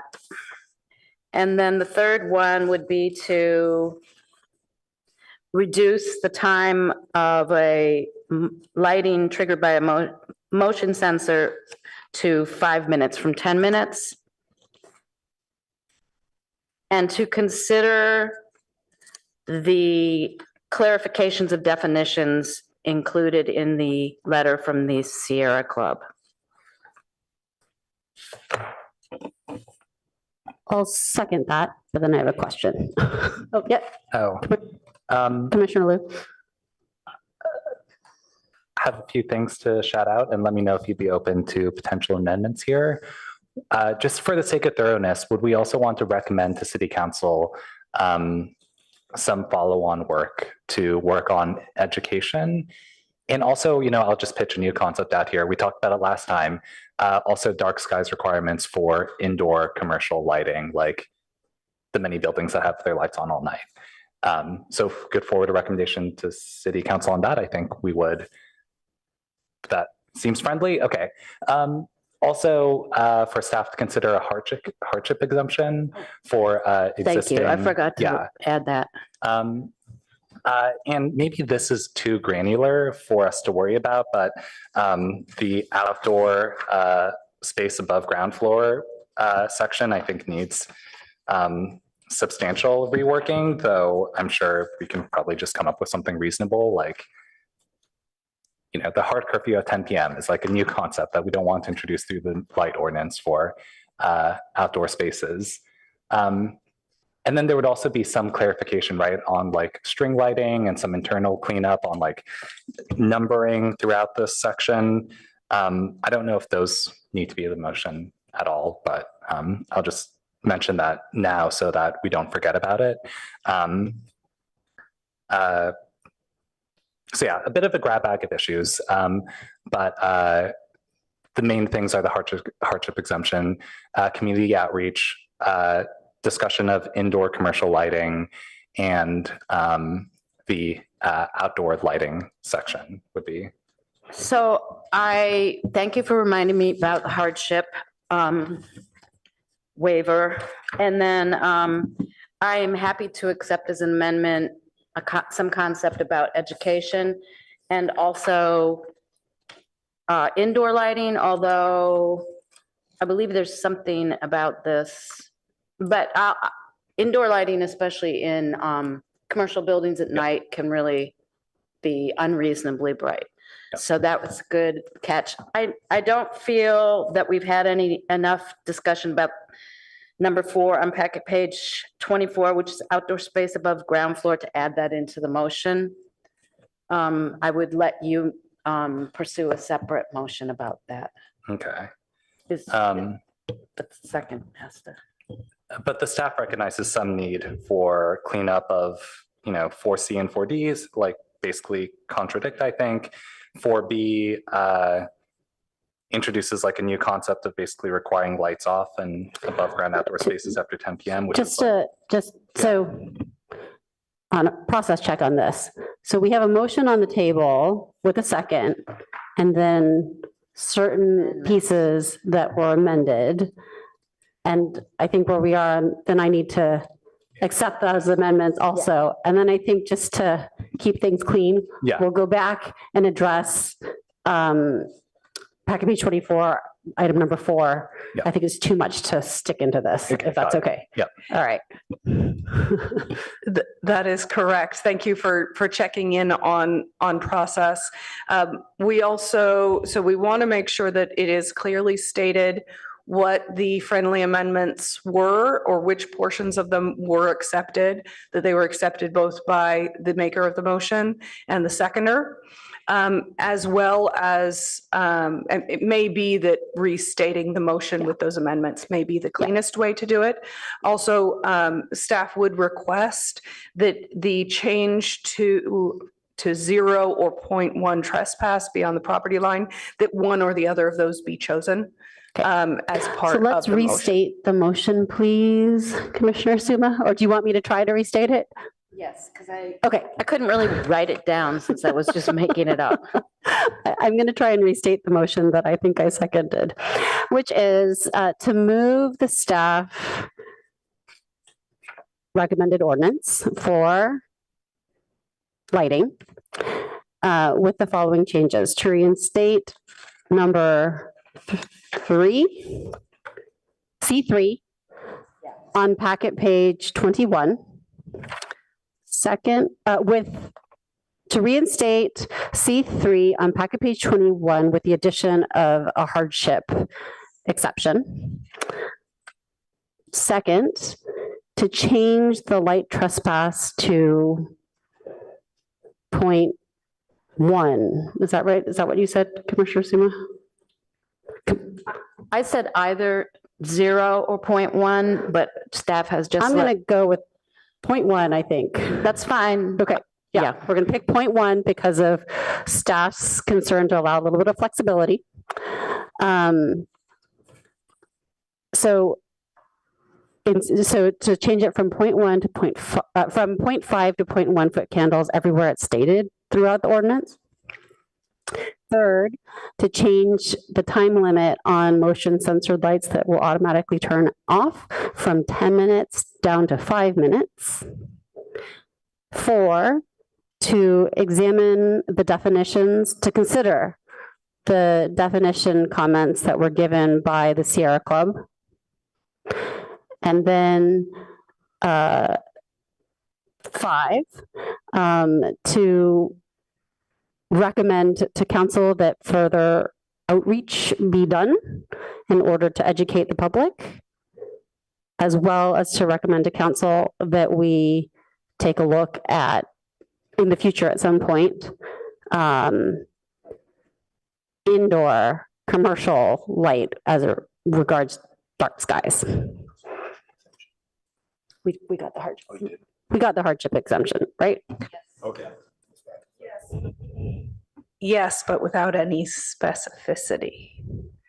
So we can work on that, but if there's any direction that the PTC would like to include in that, that would be helpful.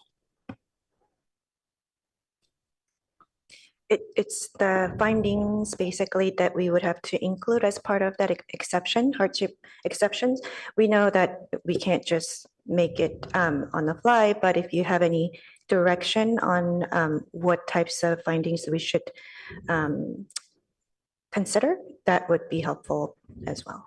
And then that could be provided to council for consideration, whether they want to have an exception provision, a hardship exception. Certainly, if there's research into what other communities have done for hardship, that might be a good sample point for the council to consider. But also any recommendations that you would have for hardships. I think the thought behind it was that we didn't want it to be financially burdensome. But beyond that, we don't know what is considered financially burdensome. All right, thank you.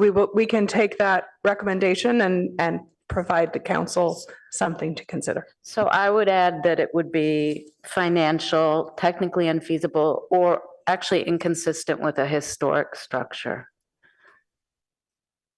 Those are some of the reasons I can think of.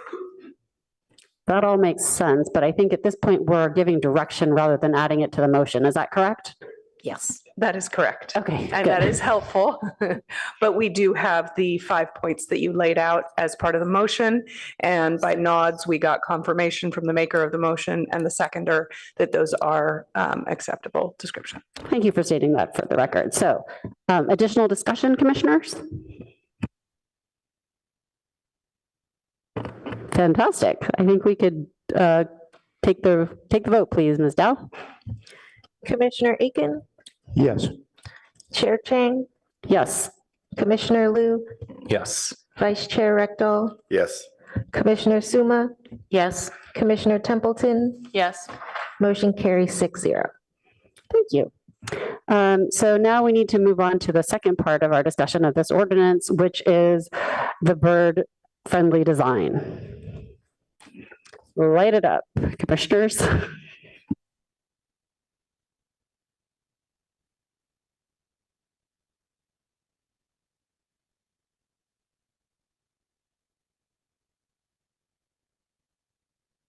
We'll have Commissioner Suma and then Commissioner Rectal. Once again, very great thanks to staff and also our local agency experts who worked with staff. And this is, I think, more complicated than the dark skies. So bear with me, but I am in favor of extending the bird sensitive areas to incorporate areas around creeks in the urbanized areas. And I don't know to what extent my colleagues would be comfortable, but definitely natural creeks. I think the recommendation from the Bird Alliance was 300 feet in case of natural creeks. I'm also, so could staff put up their, I think staff's recommendation did not have the same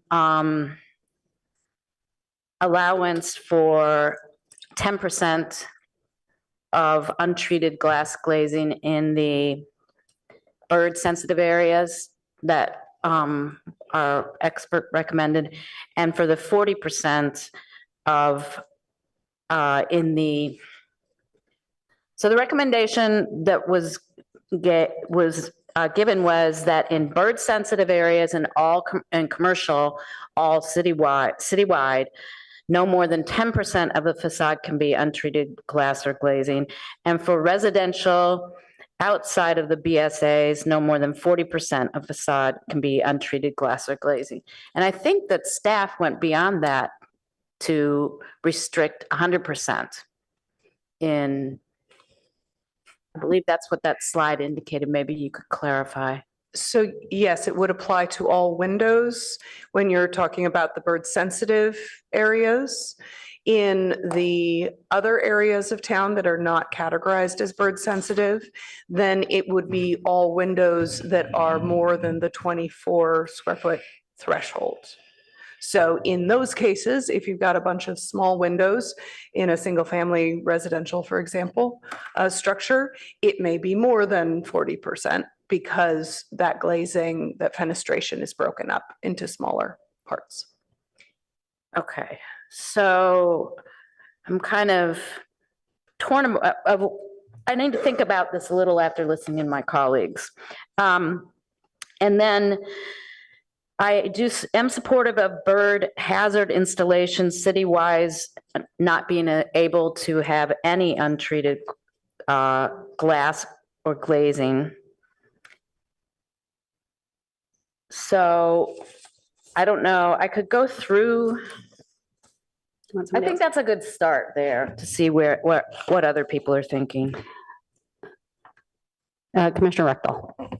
Yeah, the discussion we had before about, well, is an accordion door one big piece of glass or not? And that's kind of solved if you say we only can have 10% untreated. Then you don't have to worry, is it just 23 and a half square feet or 24? It ends up being much cleaner, I think. So I think having that less than 10% untreated within the BSA and no more than 40% untreated outside the BSA, I think is a really good idea. I also agree that we should extend it. I would just say 300 feet to natural creeks, and let's see how this goes. And down the road, we may want to extend that to be the urbanized creeks, but let's start small and make sure that there's not unintended consequences from that. So those would be the two things that I think would be good additions.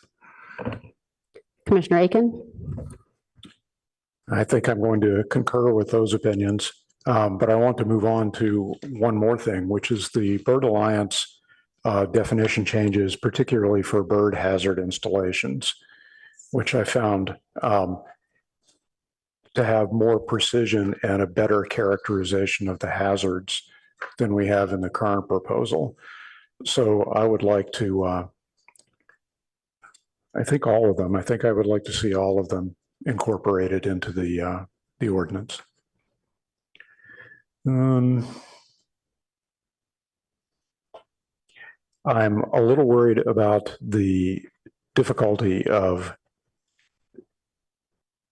identifying the areas that fall within identifying the properties that fall within a bird sensitive area. So I'd like to hear some comment from staff about whether they believe there will be any difficulty in conveying that to project applicants. Well, obviously, the staff recommendation will provide a clear map to the applicant.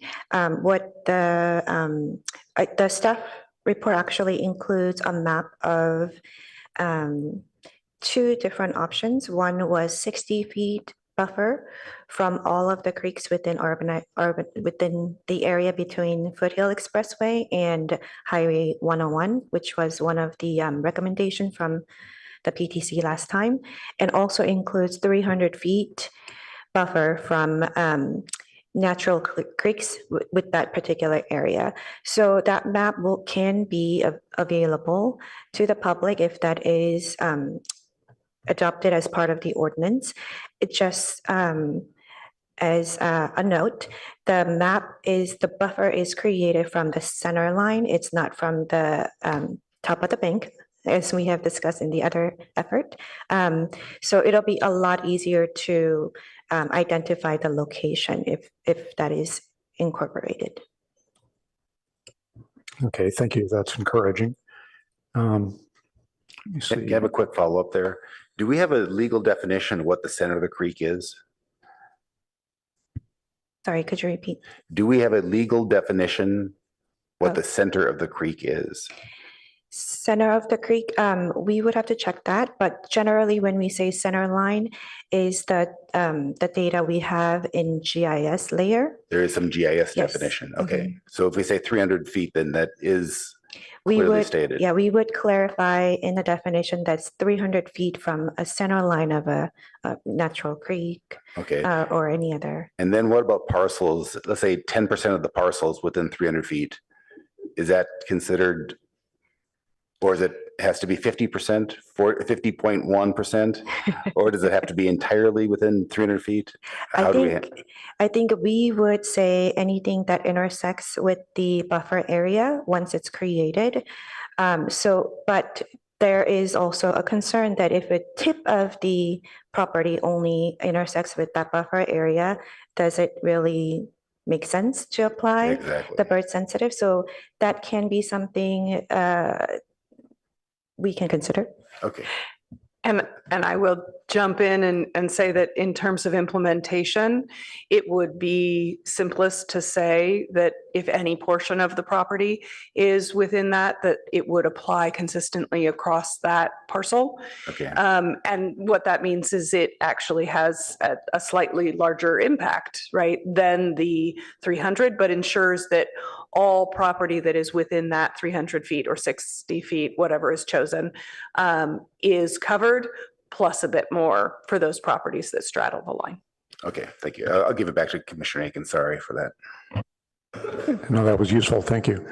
The only other comments I have, I'm not going to go into great detail on, but in our public comment, we have a number of small suggestions that nevertheless deserve attention. Numerical changes like the distance between parallel glass elements. And I don't know how much discussion the commission would like to have about those details. Perhaps we can simply give some direction and let you proceed on its way to council. And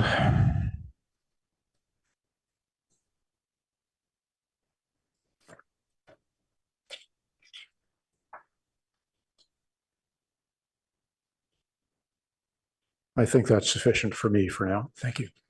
Commissioner Liu? I also agree with Commissioner Rechtel's, Vice Chair Rechtel's point about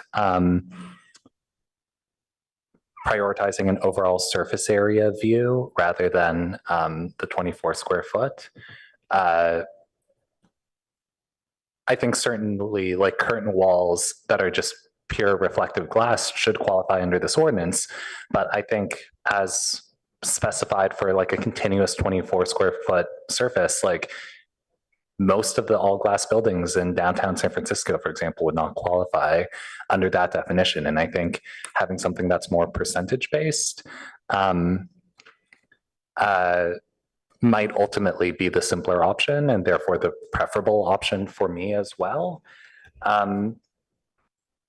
I think I'm especially comfortable with this, given the carve out we have for residential development, being able to use decals or otherwise just inexpensive like ways to satisfy this. And also, I'm also just assuming that, well, I'll just say this again because I think I clarified this last time, but just want to confirm, we'd look at the kind of horizontal projection of an entire side of the building and any walls, any landscaping, anything that is just not transparent, not a reflective glass window would be counted in that percentage that is bird safe. Thank you for that question, because I think that is specific clarification that staff would need from the PTC in any recommendation, whether that 90 to 10%, whether the 10% that doesn't need to be, whether that's just of the window or fenestration or of the entire wall surface. Also, just wanted to note, thank you, that if you look at the intent or intent of the ordinance, it specifies glass. So staff intention with that language is that we would count the fenestration portion of the building on a facade. But if the PTC's direction is that we have to consider the entire wall, not just the fenestration portions, we could also consider that as part of the ordinance and clarify. I just want to confirm, what was the, what definition did we use when we saw this last time where there was the language about 90% of the building elevation? At that time, we were talking about the entire wall, not just the glass, right? or not just Well, fenestration? I would say that that actually was one of the concerns from staff, that it wasn't clear in the language that we had before, whether when we talked about a percentage of the elevation, whether that included, say, the stucco wall. I wasn't here for the previous discussion, so I'm just going to look over at other staff in case there's anything more to add. I think, thank you. I think that's correct. I think staff responded, when we were initially drafting the ordinance, we were considering a lot of different elements. And then by the time we came up with this particular revision, we looked at the entire ordinance again with the revision and identified that we have specified the glass in the intention of the ordinance. So currently our thought is that we would apply to the glass and fenestration. The reflection level is not part of the ordinance. So if that could be another thing that can be added as part of the modifications, if the PTC would like to consider. I mean, that's another layer, but that is a modification that the commission can make. My gut sense is that from like a kind of mathematical and ease of calculation perspective, and also just in the spirit of bird safety, it'd be better to pick a percent that applies to the entire like wall, glass, fenestration, everything. And then we can tweak that percentage if we feel like we need to, but kind of looking at that entire surface is cleaner. So if a building has very little glass and all the glass it does have are very small blocks, it's kind of pointless to require a meaning, like some percentage of that to have these decals because it would already be bird safe, right? So I think looking at the entire wall is cleaner. And I would have been comfortable with like the 10% and 40% outside of the bird safety area when considering those kind of like horizontal projections of like of a wall. But yeah, I would also, you know, I don't have a really great intuition for which numbers are appropriate here. So we'll be curious to hear what other people think. Commissioner Aiken, is it? Okay. Yep, I was going to make some of the same points that Commissioner Liu just made. Yeah, you want to use the entire surface. And not only because fine tuning it to the percentage of the existing glazing, percentage of the proposed glazing leads to oddities, but the surface itself may be a bird hazard. And so you need to make sure that you're not adding to that with the conditions that are additionally hazardous to birds like reflectivity. I don't have an answer to this, but I'll just raise this as a concern. Some building facades matter more than others. So if you've got a 6-foot setback from an adjacent building and there might be some windows over there, then they really don't have to be bird treated.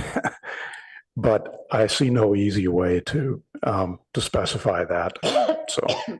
So I won't raise that as an objection, just as an item of concern.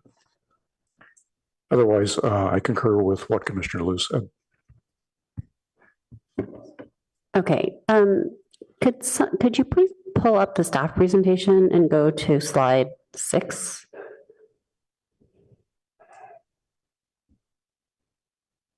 As I read it, my understanding is that within the urbanized areas, so between 101 and Foothill, oh no, it's slide 7, I think. It's the one that's a chart. This one, yes. Okay. So outside of the bird safety area, my concern is that commercial buildings could use a 24 square foot panel of glass over and over and over and over again. Is that a correct interpretation? The 24 square feet, they would have to actually have a bird treated bird treatment. So anything, so if, just say 23.9 square feet, they could probably, that is a sort of, yes, way to go around this requirement. So if a commercial or non-residential development, they don't want to have this additional requirement applied to their design for whatever reasons, maybe cost or something else, then they could design it so that the windows or whatever the bird hazard installation that's included in their project, that can be, they can design it so that it's under 24 square feet. Okay, now I don't know how realistic that is or not, but my biggest concern is that we wanted to make, like the feedback from the PTC, as I understood it before, was to make sure that this was not onerous within the urbanized area with respect to residential. But we wanted to be quite stringent for commercial because there's readily available materials. So as I looked at it, I mean, in layperson's terms, I don't know how to structure this exactly in the ordinance. I would say we want the bird safety, we want the bird friendly design to apply to all new construction, all substantial remodels, new or replacement of existing, for everything in the city, with exceptions for residential that's outside of the bird safety area. We would allow for greater exception than we would for residential that's inside the bird safety area. So that's like, in layperson's terms, what I think we want to do. And I think I'm hearing actual complete agreement with that. So the concern I have is that somebody could take, like, we want the commercial buildings with outside of the bird safety area to be held to a very high standard, to the same standard, frankly, as they would be held within the bird safety area. I think that's a pretty clear direction. Okay. Just wanted to note that commercial includes small retails as well. So we want to make sure that that's also considered. Right, but I saw that there was an exception in the ordinance for retail. And so that addressed that concern for me. Yeah, so that's kind of my biggest piece of feedback. My second really big piece of feedback is regarding, and I think Commissioner Aiken already mentioned this, I do think that the bird hazard installation submitted by, was it the Santa Clara Audubon Society or the Bird, by the Bird Alliance, the bird hazard installations revised definition as submitted by the Bird Alliance is very valuable. I agree with everything that's in the revised definition section. And for all the definitions, because they had modifications to the definition for glazing as well, mainly just to add the concept of reflectivity there as a definition. And I would support all of those changes. That's it for me.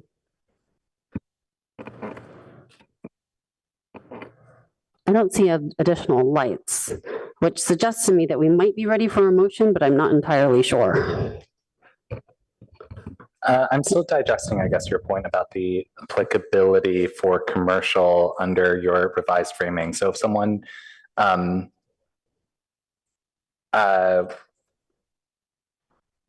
don't know, wanted to build a two-story, like I don't know, like a hypothetical two-story retail building, like a movie theater or something that has a little bit more height. We would exempt the first floor up to 14 feet of that first floor from any of these requirements, but then any glass above the first floor would need to have the expensive fritting no matter what, like, right?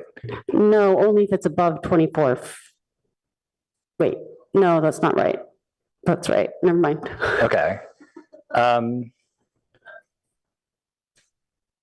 So, I mean, in this movie theater example, we all love movie theaters, but there wouldn't be a lot of glass in the movie theater. But I'm just trying to think of the unintended consequences of okay, there are plausibly desirable uses where we make someone pay for the glass that could be a 2 to 10% increase in total building costs, at least for a significant portion of that glass within potentially in the context even of That's where, that was some of the data that was called into question last time, where it's closer to 2% of entire building. No, I think of Total cost of construction. total cost of construction. Yeah. So Which is quite high because, the returns you want on a real estate project might be 6% or 8% or something like that. And so if 2% of your returns are, So we need to go back to more formal, rather than talking back and forth. But my reaction to that is we need to try and be respectful to our wildlife. As it is, we've taken over tons of habitat. Bird deaths are just totally preventable. So I don't know why we must have massive reflective surfaces or huge panels of glass. I just, movie theater or otherwise. Yeah. And so it seems to me that if you really want to have the huge panel of reflective surface is a problem that is introduced because of something aesthetic. And so now if it's with respect to a giant window, the functionality of windows is to let in light. We can do that in ways that don't, we can break up those windows. Yeah. And so I think I'm okay with making that requirement for commercial. Yeah. Especially because the materials are readily available. For residential, people just want functional windows and they don't want to have to make really expensive adjustments. That makes sense to me. I think we've allowed them to do that by making exceptions as well as allowing them to use the stickers. So I think we're okay on this. Yes. Yeah. I'm just thinking about the daylight between what Vice Chair Rechtel originally spoke about, having the 10%, 40% versus this revised framing. And I'm still just thinking about it, but I want to be clear. Well, I was thinking in the context of the 10% and the 40% as well, actually. In other words, that commercial should be held to a higher standard, the 10% standard, no matter where they are. Okay, got it. So yeah, so I wasn't saying standard, nothing. But 10% on the projection of a wall, not all glass all the time. No, not all glass. Because if it's a tiny little square of glass, it's not a bird hazard. Yeah. Just addressing the bird hazards. Yes. Okay, got it. That clarifies my concern. Okay, thanks.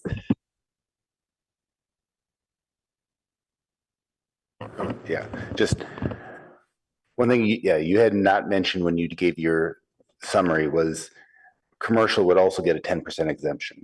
Okay, then I agree with that because if they have small windows, but any window that's greater than 24 square feet has to be bird safe regardless of where it is. Okay, then we're on the same page. Lights. There's a light from Commissioner Suma and then from Lou. But if I may, through the chair, just a clarification. Earlier discussion, it sounded like the commission was moving towards using a percentage instead of the 24 square foot threshold. And so before you get to a motion, we will need to have clarification whether you're imposing both I think we the need percentage an and in there. Okay, because that was not what the initial discussion sounded like. So leave that as part of the next steps in discussion. Okay, wait.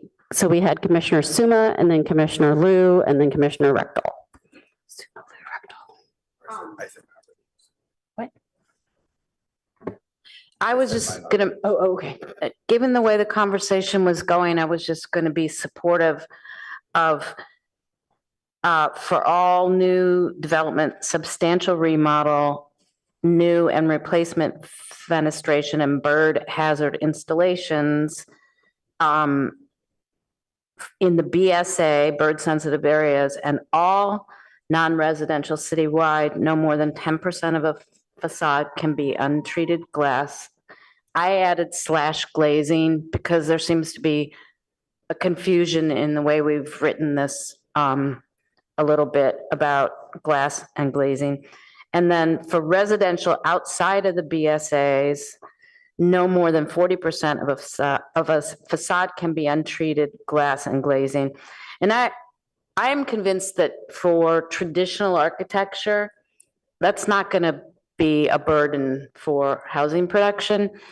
Where it might come into play was when somebody wants to build a very contemporary house with a lot of glass, and then it's appropriate to me. I think 40% outside of, and those kinds of houses are mostly built in the bird sensitive area west of Foothill, where we have bigger lots and people build big mansions, but it might happen once in a while in the urbanized area. And to support the bird alliances, which has been mentioned before, more nuanced, I think, description of bird hazard installations and the concept that those cannot be untreated ever throughout the whole city. So that's kind of where I am. Commissioner Liu? That was the ghost light. Sorry. Oh, ghost light. Okay. And then Commissioner Rechtel, did you have? Oh, he's done too. Okay. No, Commissioner Aiken. I'll jump in on the 24 square foot limit. I do know of a few houses in Old Palo Alto that have been built recently that I think violate the 24 square foot limit without violating the 40% rule. But I think they would also violate the 2 parallel glass surfaces within either 17 or 30 feet. So I'm not greatly concerned about eliminating the 24 square foot limit and sticking to 40%. Thanks. All right, I'm not seeing any lights. Does somebody want to hazard a motion?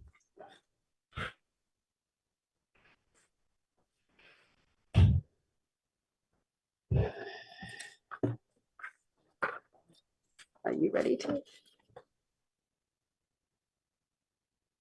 Well, I didn't write these down as we went along, so we may have to assemble a list as we go. So I can begin with, thank you. Can begin with the staff's recommendation with the following modifications that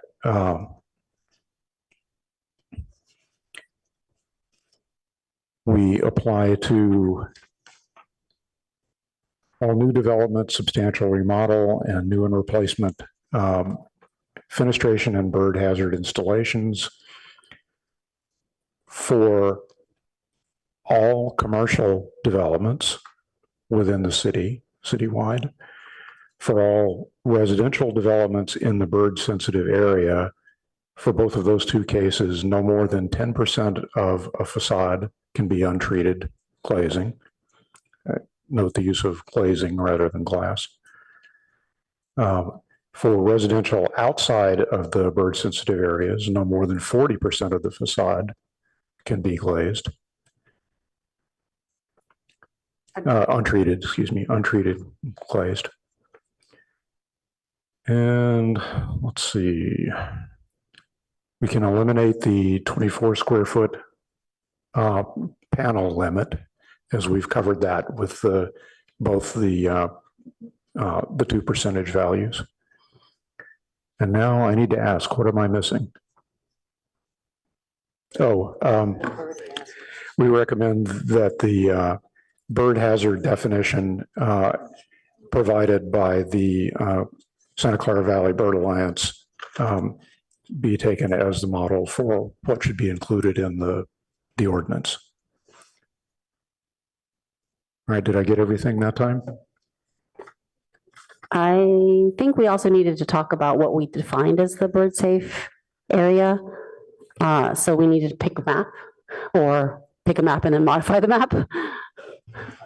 All right, so my proposal for the motion is that we adopt the map with east of 101, west of Foothill, and within 300 feet of naturalized streams in the area between.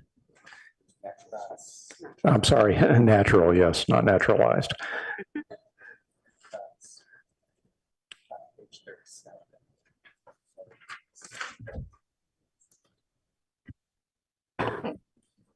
Would somebody like to, that's packet page 37 is what Commissioner Liu said. Would somebody like to second this motion? I'll second it. Okay, great. And then discussion? Just to confirm, it was Commissioner Rectal who seconded? Thank you. I have no, I don't see any lights, so I'm going to suggest a friendly amendment, which is, I think that we should say windows. It's an and regarding the 10 and 40% and the 24 square feet glazing. In other words, my concern is that let's say we have 1,000 square foot facade and 10% of that is one giant window that is 100 square feet. That is a bird hazard installation. So that's why I think we need to have an and.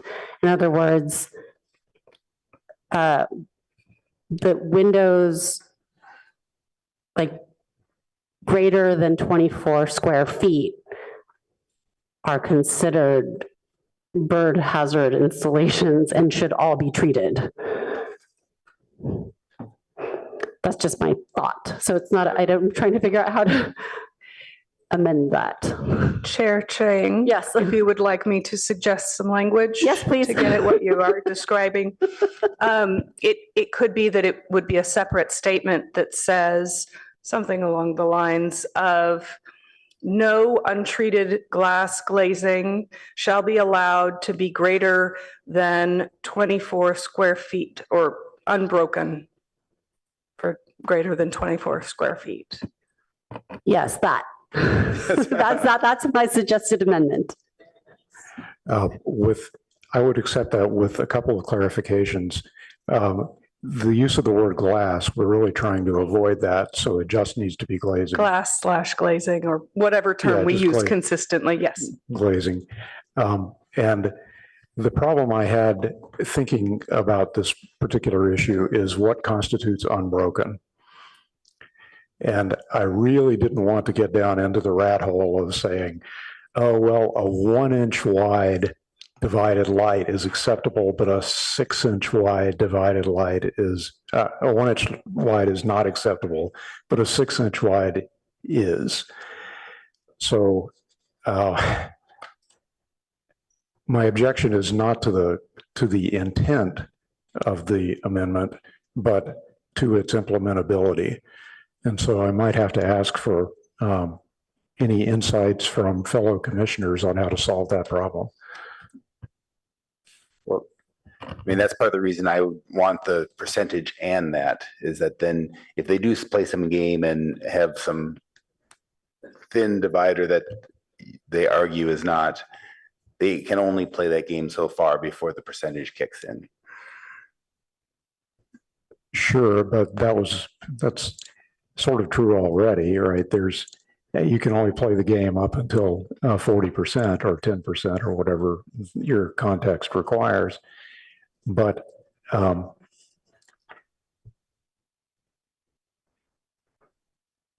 it still begs the question of what is an uninterrupted panel of glass. Well, I think that Ms. Shaw had mentioned that if it has any window pane around it, then that is interrupted. And so you could have, theoretically, several 24 square foot panels put side by side with a very, very thin pane. That's not ideal, hopefully prohibitively expensive to do that. But if they did that, it would be limited because you can't, if you're a commercial development, exceed 10% of the facade. So I think that that kind of, you know, puts the bounds that we, but it does prevent a 48 square foot panel. Yeah, but from a bird's point of view, there may be no difference. All right. But You see the issue? I'm just going to jump in. Isn't that covered by the bird hazard parallel glass statement? Not always. So consider an accordion door, glass wall. So there may be 8, 10 of these in a row, 3 feet or so wide each. So you could have what looks like a roughly unbroken stretch of glass, and there's 6-inch dividers in between each pane. So is that okay? Whereas if you had a 1-inch separation, would that be okay? I just didn't want to get us stuck in that decision-making problem. It kind of comes down to when does a boy become a man, right? If there's not a distinct line. And so we're just saying that we know that big chunks of window are not good. And we're going to try and regulate that 2 ways. And if they do have a 1-inch divider, that isn't real great bird friendliness, but that only can go so far before the percentage kicks in. Then what I would suggest is a panel of unbroken glass of less than 24 square feet, glazing of less than 24 square feet. Okay. So no break at all. Okay. Is the limit, because that avoids the how large a divider are we willing to support. I am happy with that. So through the chair, it sounds like the maker and seconder of the motion have accepted your friendly amendment. Yep, sounds like it. Okay. Right, as long as all of the discussion about the specifics has been captured. That it will be then the unbroken, I think was the word that was settled on. Okay, good. Then as the maker, I accept the amendment. I would like to offer a couple of other ideas that were in, I don't think that we incorporated from the Bird Alliance. And that is, one is alternate compliance. So that there's a way to request an alternate compliance, which there's a very specific language about how you would have to prove this, have a degree in wildlife biology or specialization. We could include that also for consideration, recommendation to City Council. And then also I wanted to mention something about exemptions and historic structures within the city's historic districts are listed on the city's historic inventory, the state or national historic registers, including new additions. I wanted to add there that I'm a little uncomfortable exempting additions to historic resources. The reason being because the Secretary of Interior standards specify that you cannot duplicate the historic building if you're putting an addition on it. So you often get very interesting architecturally juxtapositions that are these large, because glass is so popular right now. So I would also make a recommendation to remove the exclusion for new additions on historic structures.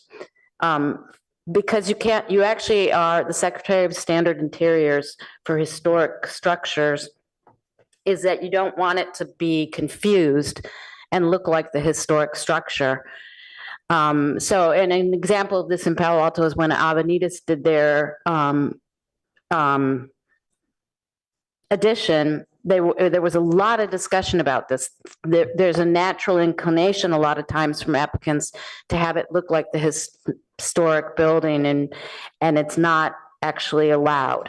So think of I.M. Pei's pyramid at the Louvre. Commissioner Sumit, was that just a discussion point, or did you have an amendment that you were suggesting? No, it's an amendment. I would like to add those two ideas. Can you restate that just to make sure that we caught it, because there's a lot of other yes, other background. To remove the exemption for new additions to historic buildings. Okay, that was one piece, but then there was another piece. The other piece was to adopt language from the Bird Alliance's recommendation for alternate compliance.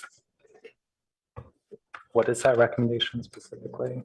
It just says that the biologist or ornithologist is accredited in bird-friendly design or has 5 years of experience in bird-friendly building design. It just added a little bit of specificity to what staff had already recommended.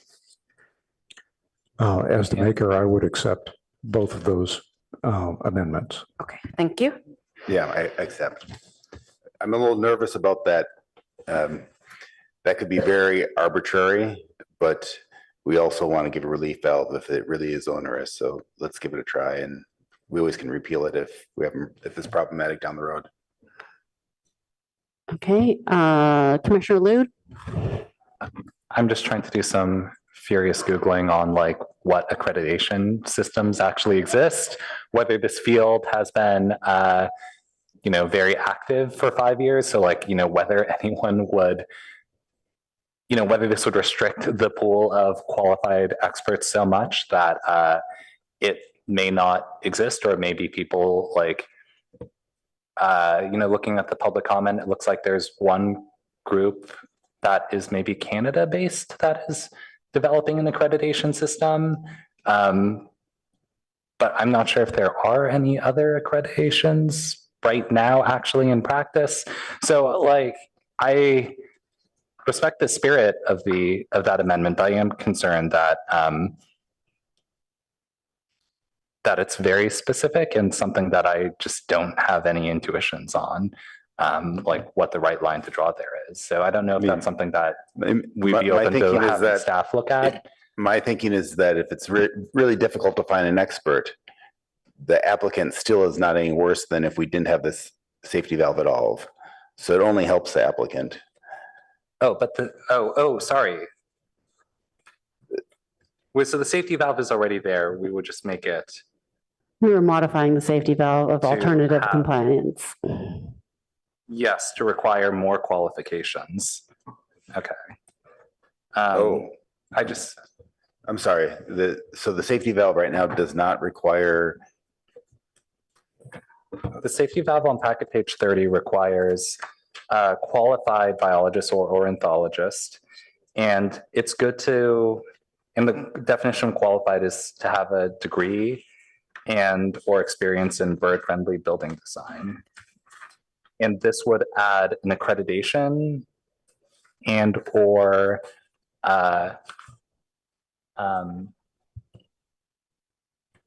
so it'd be accreditation or degree and 5 years in addition to the accreditation. I think what it's really adding is 5 years experience. I think that's because we were already allowing this.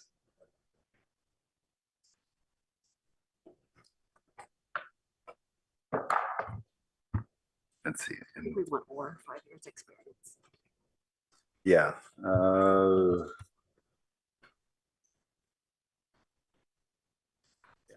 We want more. Yeah. I think it.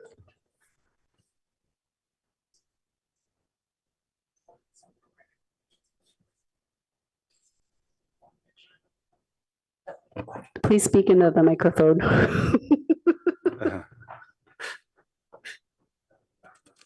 Okay. All right. Are we missing anything else? Well, can I, with respect to the 5 years, with respect to the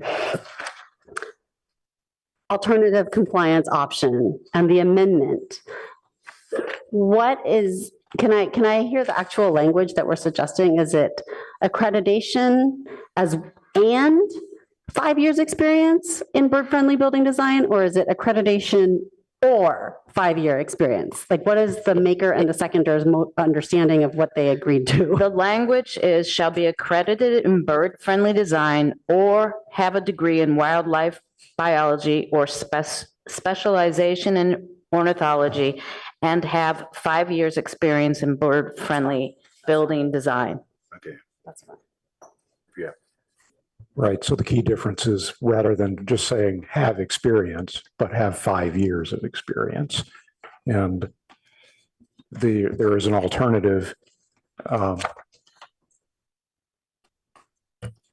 shall be accredited in bird-friendly design in addition to the other option which we've just described. Understood. Okay, thank you. Are there other comments or discussion? Is there other discussion regarding the motion that's on the table? Okay, seeing no lights, Ms. Dow, could you please take the vote? Commissioner Templeton, Yes. Commissioner Suma, Yes. Vice Chair Recto, Yes. Commissioner Liu, Yes. Chair Chang, Yes. Commissioner Aiken, Yes. motion carries 6-0.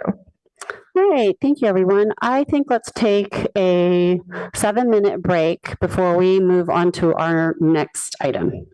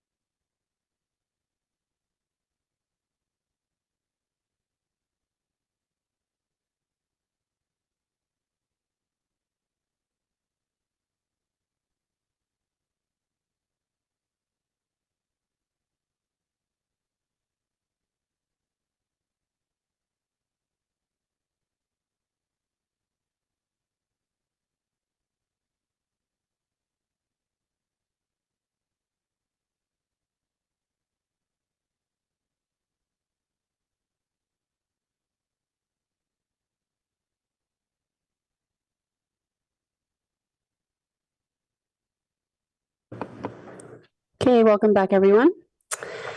Our next agenda item is a study session on, so titled Request for Feedback on the Development of a Feasibility Study for a Shared Micromobility Program in Palo Alto. Could we please have the staff report?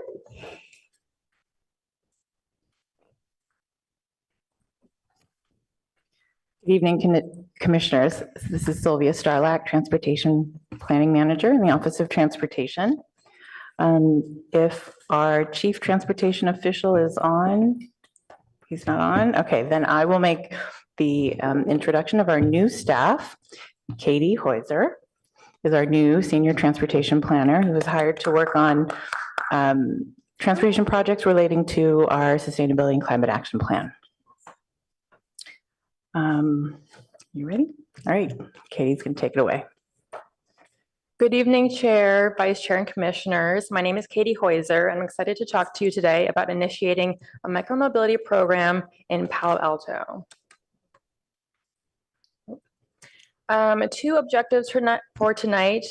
The first one is to discuss the need for and components of a feasibility study. The second is to review major considerations for a micromobility program. To define shared micromobility, also known as bike share or scooter share, they're fleets of lightweight vehicles available in the public realm, and they're rented through a smartphone app for short trips, usually point to point.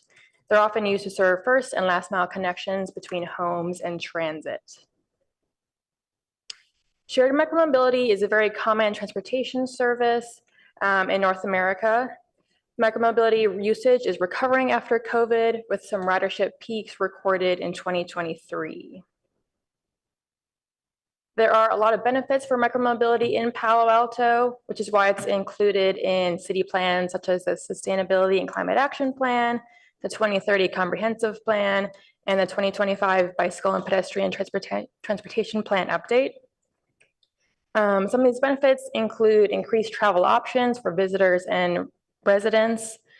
Micromobility can also replace car trips, which thus reduces vehicle miles traveled, greenhouse gas emissions, and congestion on our streets.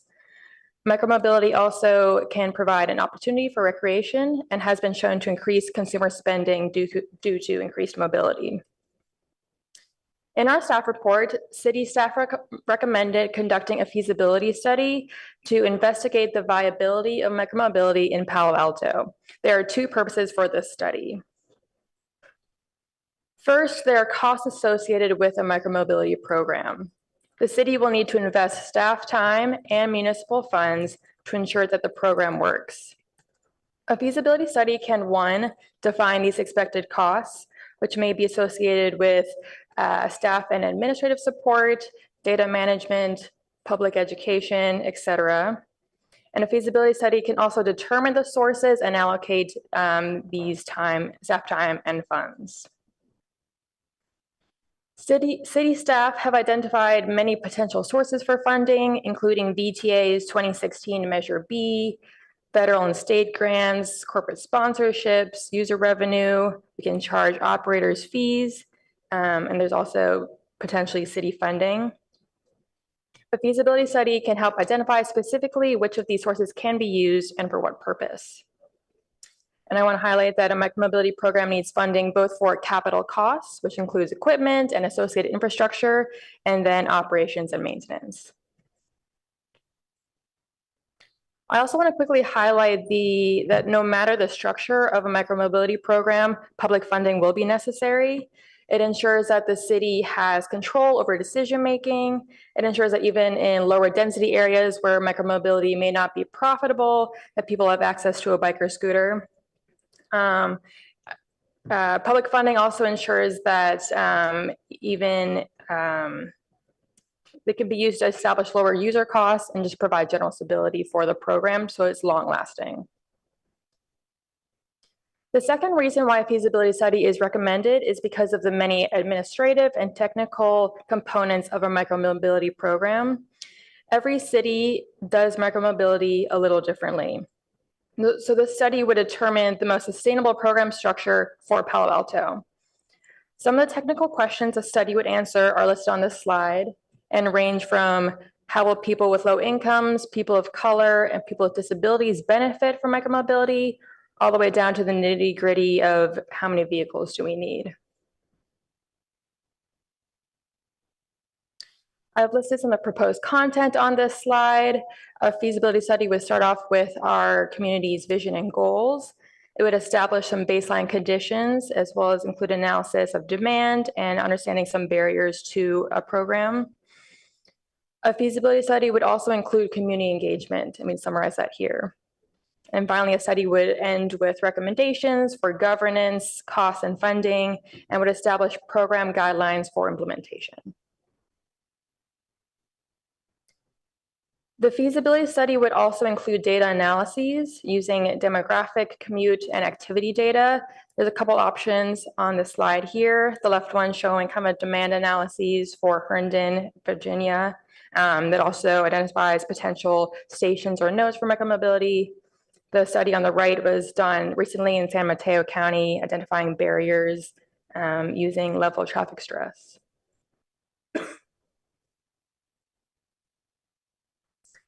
Okay, so there are 5 areas city staff would like your feedback on tonight. These are areas that the feasibility study would explore as well. The first one is PTC's goals and priorities for micromobility, which would help to shape the direction of the program. Goals may relate to public transportation, greenhouse gas emission reduction, safety, affordability. The list could go on. The second is service coverage area, which is where the devices are allowed to operate. Operators can also prohibit riding or parking in areas, which is often implemented in areas with high pedestrian traffic. We are open to feedback on where devices should or should not be operated. A key part of this conversation on operational boundaries is Stanford's position, specifically their position on micromobility on their campus. City staff are currently in conversation with Stanford to understand how the university could be included in a program, and they would represent a significant user market. If they do not agree to be part of a program, that would present some additional operational challenges we would have to address. The third area for feedback is the form factor. So e-scooters, standard bikes, and e-bikes, the most common form of micromobility. Seated scooters are less common, and shared cargo bikes are currently rare but are growing. Each device has different benefits, different challenges, and some people may feel very comfortable on one device but not at all on another. We're open to any feedback on what devices may make most sense for Palo Alto, but staff recommend initially providing all types of devices, and the type and ratio can be dwindled or narrowed down based on ridership numbers. The fourth area for feedback is the system type. So in the public realm, devices can be organized in 3 different ways. And in any system, staff are needed and bands are needed to rebalance devices so that they're distributed evenly throughout the service area. The first system type, station-based or docked, where users have to return their vehicle to a station, mostly common for bicycles, not scooters.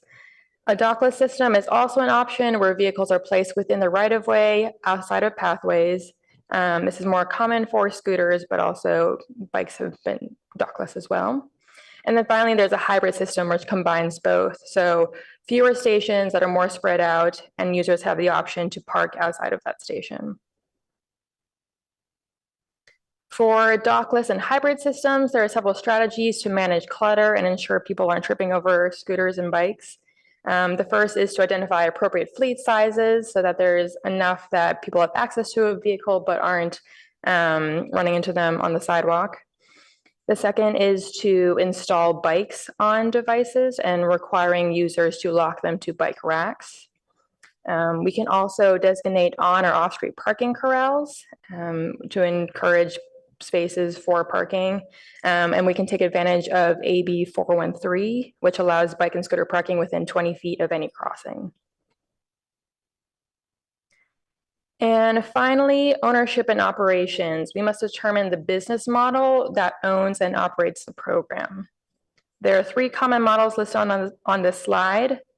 The first one, publicly owned and operated by a private or nonprofit entity. So the financial responsibility is on the municipality, and we would contract operations out to a third party. For example, Capital Bike Share or Metro Bike Share in LA. The second and most common option is privately owned and operated, where a private firm is issued a permit or a contract to operate. This option is mostly viable in communities with high revenue potential, such as areas with universities or large employers. For example, for this model is Bay Wheels, or anytime you see a Lime or spin bike kind of around. And then there's finally the nonprofit owned and operated model, where ownership and financial responsibility is on a new or existing nonprofit. And for example, Cascadia Mobility in the Pacific Northwest uses this model. I could talk more about this, but each model has implications for legal liability, funding, municipal control, and staffing needs. I've summarized the 5 areas for feedback on our questions here on this slide, but I look forward to your feedback and appreciate your time. Thank you.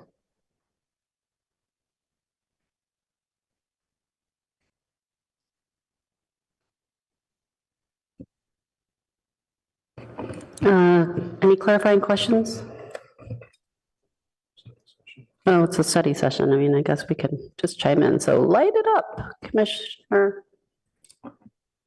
Oh, are there public comments? I didn't think so. Yes, we should invite public comments. Yes, no, but I didn't think that there were any. So are there any public comments? Oh, there is. Okay, there's one public comment on Zoom.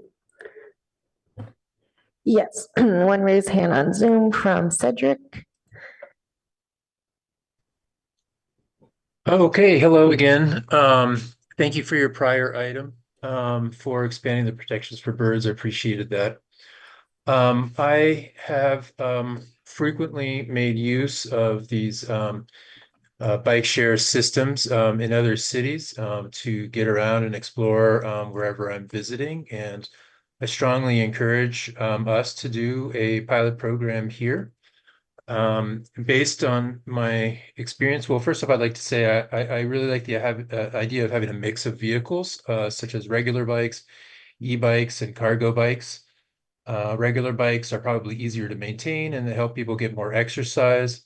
Cargo bikes would be useful for Palo Alto residents to enable them to do larger shopping trips by bike than they might normally be able to make.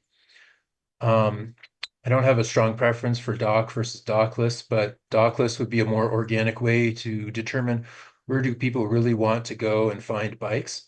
And this information could be used to tailor the network in later implementations if we want to go to a purely docked version.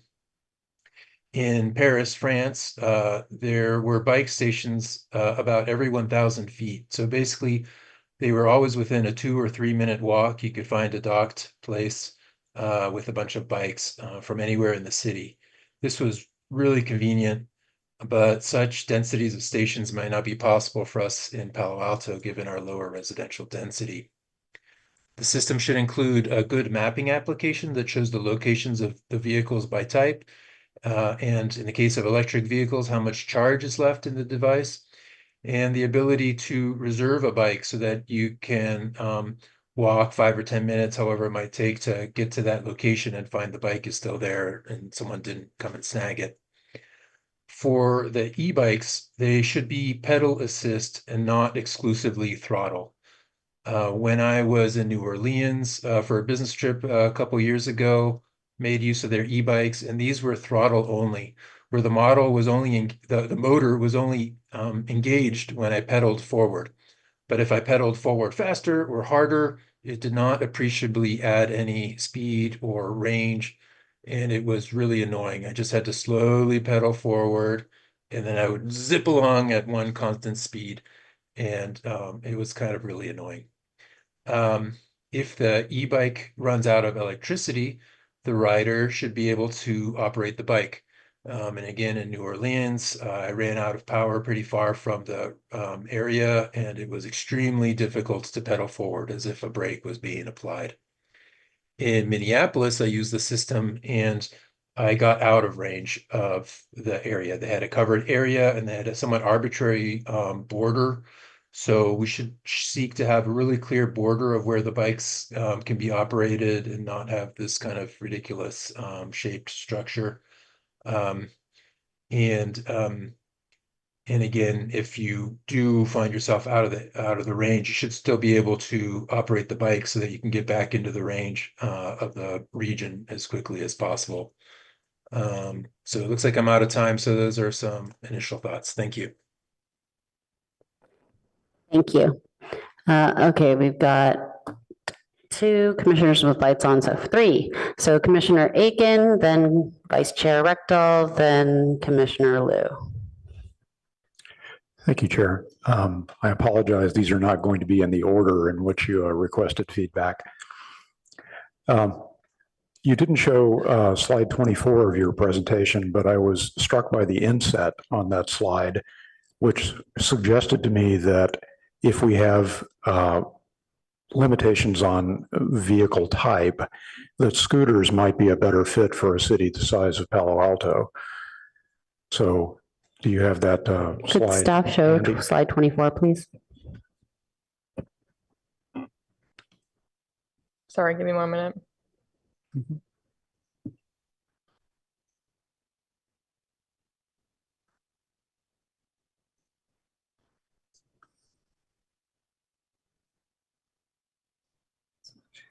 Yeah, sorry. We're pulling that up and getting it shared to the Zoom meeting so that everybody online can also see it.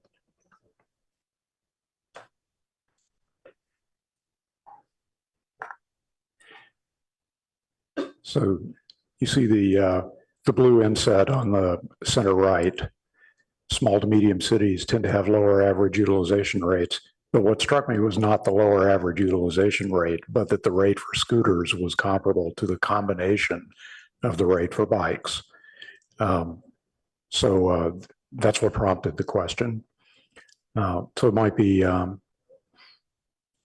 item to flag for particular note in the feasibility study. One thing I'm always concerned about is metrics of success. So and this was alluded to in several places in the staff report in the presentation, but I would be very interested in understanding how well our program does on metrics like reducing VMT and GHG emissions and possibly congestion as well. Not just ridership, because not only is there a possibility that micromobility systems might take trips away from people who walk, but they might simply add on to trips that are also taken in part by single occupancy vehicles. So this is a hard problem, and I don't know how you will address it, but I hope that the question is considered as part of the feasibility study. You talked briefly about, or mentioned briefly in one of the documents about partnering with adjacent cities. And I have to say that given what's happening in the San Antonio corridor, partnering with Mountain View seems just essential. So we'll have to give that a good, we'll have to do a good accounting of that. And last thing on my list is slide 5 in the same presentation. We see 37% of shared micromobility trips replace a car trip. And I'm curious as to where that number comes from.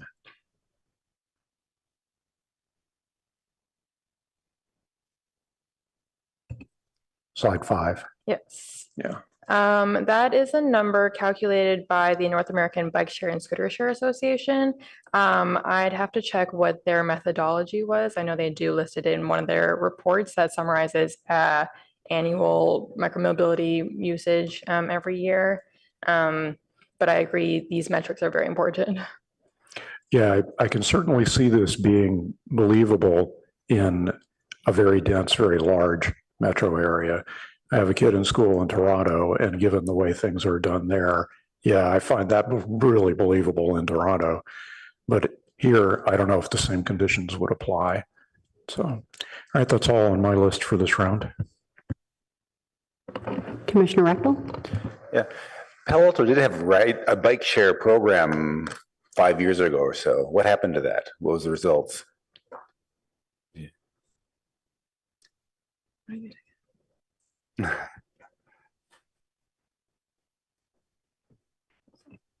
not sure. Philip Cami, Chief Transportation Official. Maybe I'll just jump in here. We actually did not end up operating a bicycle and scooter share. I think the report had maybe some history of this, but there previously had been, it's been kind of a strange path to get to where we are at with bicycle and scooter share. So originally, I think back in 2017 or 2018, there had been some significant work done on getting a bike share vendor to provide bike share in the city. At that time, it was going to be paid for by the city. However, all of a sudden, a bunch of companies from China brought scooter and bike share all over and caused a major disruption in this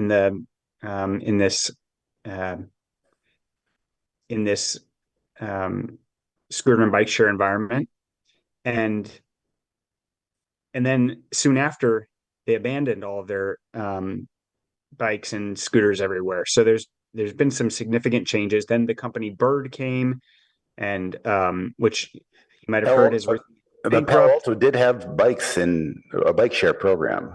I'm showing my age though, because that was more than 5 years ago, because it was way before COVID.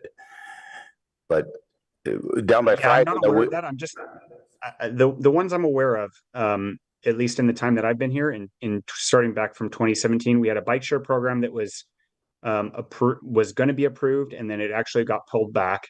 Then we approved a pilot in I believe 2020, or right before the pandemic hit, and then we weren't able to deliver that pilot, and that's when the market changed again, and a lot of cities, a lot of the lessons learned that we learned from other cities, and also a lot of the bike share. Appreciating the commissioner's comments that certain different scooters or bikes might be more appropriate in different cities, but really we might not have a choice. We might end up getting whatever vendors are willing to give us, because that's been a major shift. There's been a big shift to just scooters, or the scooters have become more prevalent, at least from these sharing companies. And then I think Sylvia is going to provide history. Maybe she knows about the ones that are from further back. Yes, the early Bay Area bike share system had, I want to say, 3 docks in Palo Alto, and it just wasn't enough to make it work. Part of the issue there is that Stanford University would not participate. So when there are just 3 docks, like 2 on University and 1 near CalAb somewhere, it's just not. There's a dock next to Fry's. There was a bunch. Yeah, right. And that was it. Like there just wasn't enough for people to go the places they wanted to go. So. Okay. And so do we know the size, or is this is just we're feeling this out thing? What do we need? Definitely something we'll look into in the feasibility study. I know for the pilots recommended in 2018, we suggested 700 vehicles, but we have to reassess what that would look like in today's climate. I suspect a big chunk of it would be people from the train station going the last mile, and either they're going down University or up to Stanford. And there's a lot of people that get off the train in the morning. And I'm afraid that we're going to, if we have 100 bikes there and we have 500 people, that they're going to be gone. And so the people who want to take the bike share won't be able to, just because we have such a high demand in certain concentrated locations. I think that's a really big problem. Cedric mentioned, can you reserve a bike? And I think that would be a really good feature, but it makes it more complicated. Now you want a bike and there's one there, but you can't use it because someone else has reserved it. So all these things that can add dissatisfaction. If there's no bike, or if there's a bike there that you can't use, that both leads to dissatisfaction. What about the safety aspects of it? Would we require helmets? Helmets are, well, let me check. So let me check what page. I think only if you're a So they're on page juvenile. 51, packet 51. There are a few requirements for what California Vehicle Code requires for scooter usage. So it's in that top cell of the scooter table. So legally, minors with learner's permits or driver's licenses must wear a helmet. Okay, and so do people have to provide their own helmets, or they? I think there are some operators that include helmets more on kind of Vespa style scooters, so there's included helmet, but typically, yes, you must bring your own helmet. Okay, I could see that being a discouraging. If people have to bring their own helmet, then you're not as likely to do it on the just wing it. What about insurance? Would the city have to? I'm so sorry, I didn't mean to interrupt, but just a quick comment on the helmets, to note that I remember when I first did one of the scooter shares in San Francisco, the company just came online, that when you signed up to start doing the scooter share service, they actually would send you a free helmet. You have to Sorry, remember. and I didn't mean to. Yep, you have to remember to bring it with you, right? What about insurance? Would we have to buy a separate policy with the city, or is this just covered as part of the general policy, or? So typically that would be carried by the company, not by the city. This, assuming the city's not operating the service, it's a company that's operating the service.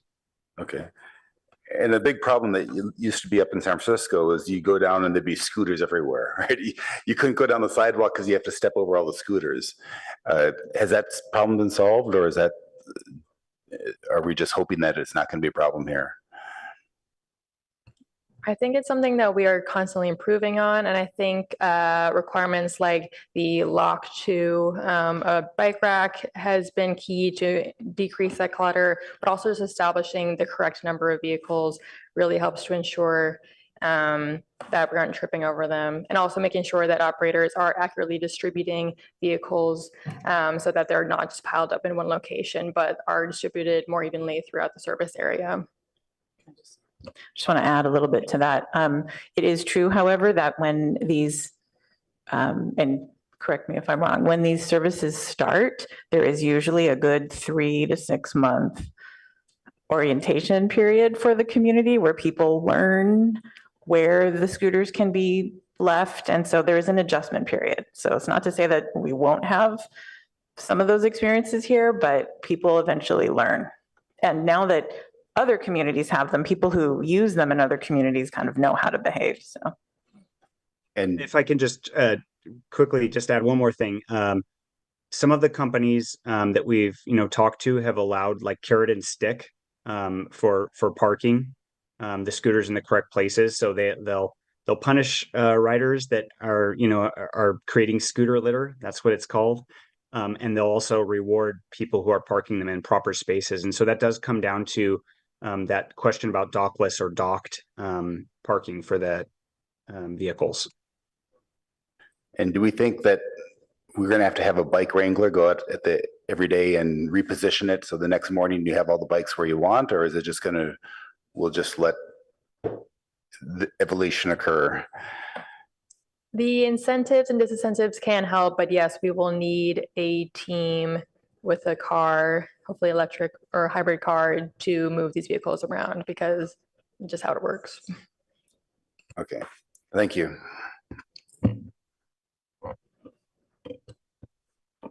Commissioner Liu? I am looking forward to this. I will note and disclose that I worked at Bird Scooters for 2 years, from 2018 to 2020. as a product manager and worked on really all aspects of the app, software, government compliance, things like that. And yeah, I've ridden, all kinds of vehicles thousands of times over at least like probably a dozen different services. So I have a lot of strong opinions. They are loosely held because it has been 4 years since I've really worked in this industry and things change very quickly. I also do not own any shares or have any like actual conflicts. I'll note that as well. I luckily got out of Bird before they went totally bankrupt. Yeah, I have a lot of thoughts. Thoughts about helmets, thoughts about safety incentives, docked versus dockless. For the purposes of this discussion, would it be helpful if we kind of went through your slides, went through the kind of big 5 points and commented on each slide, or like how do we want to organize this? I was just going to have each commissioner go through with a couple rounds of discussion rather than, because I don't think we're making decisions per se. It's just kind of each person's perspective. And I thought it would take too long if we went category by category. Okay, that's fine. One general point about the feasibility study is that it's really important to get preliminary interest from all the companies and roughly understand what's on the table. Mr. Kami mentioned, like a lot of what we have discussed that is nice, like free helmets, like that is, that was an interesting experiment that as far as I know is just not really done anywhere anymore. There are a lot of different logistical models where many services will have a strong incentive and will actually rebalance scooter vehicles kind of their own accord. There will be a wide range of availability in terms of which scooter operators or e-bike operators will even be interested in working with the city. I think the kind of order of operations, like the most important things to clarify are what Stanford actually thinks. The core questions there are obvious, right? Like, will they allow scooters on their campus or bikes on their campus? Will they allow bikes or scooters in the research park or shopping center or other areas that they own? I think that's the big framing question. And then the vendors will actually have something to react to and be able to give somewhat cogent proposals. And then I think is the time for more community engagement, because community engagement too, we need early community engagement, but if it's too early, we could be reacting to things that are just totally not on the table anymore. As far as goals, I mean, all of the above, all of the things you mentioned are nice goals. I think one thing that we really should try to take a stand on is safety. And so as we talk with vendors, things like clarifying their ability for age restrictions so that we could just restrict minors full stop. Some operators, I believe, still have discounts for selfies with helmets, inquiring things about that. A lot of operators had kind of software and sensors that tried to detect sidewalk riding and would fine users or slow down vehicles, and whether seeing those programs are still on the table is worth doing. And I think fines for parking and parking in the right of way based on photos that you take after the ride. I think fines for not locking your vehicle.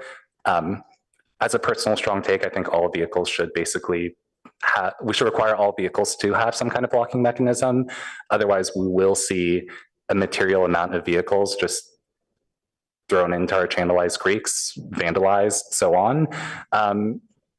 But it's not just locking that's important. It's finding users that don't lock, or having the app operator find users who don't lock their bike or scooter is important. And I think that's the kind of suite of things that we pull into safety, and that should be a kind of important goal and framing for the overall program.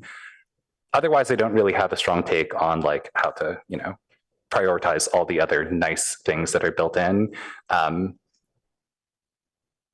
You know, the operators will have their own low income and like different takes on affordability programs.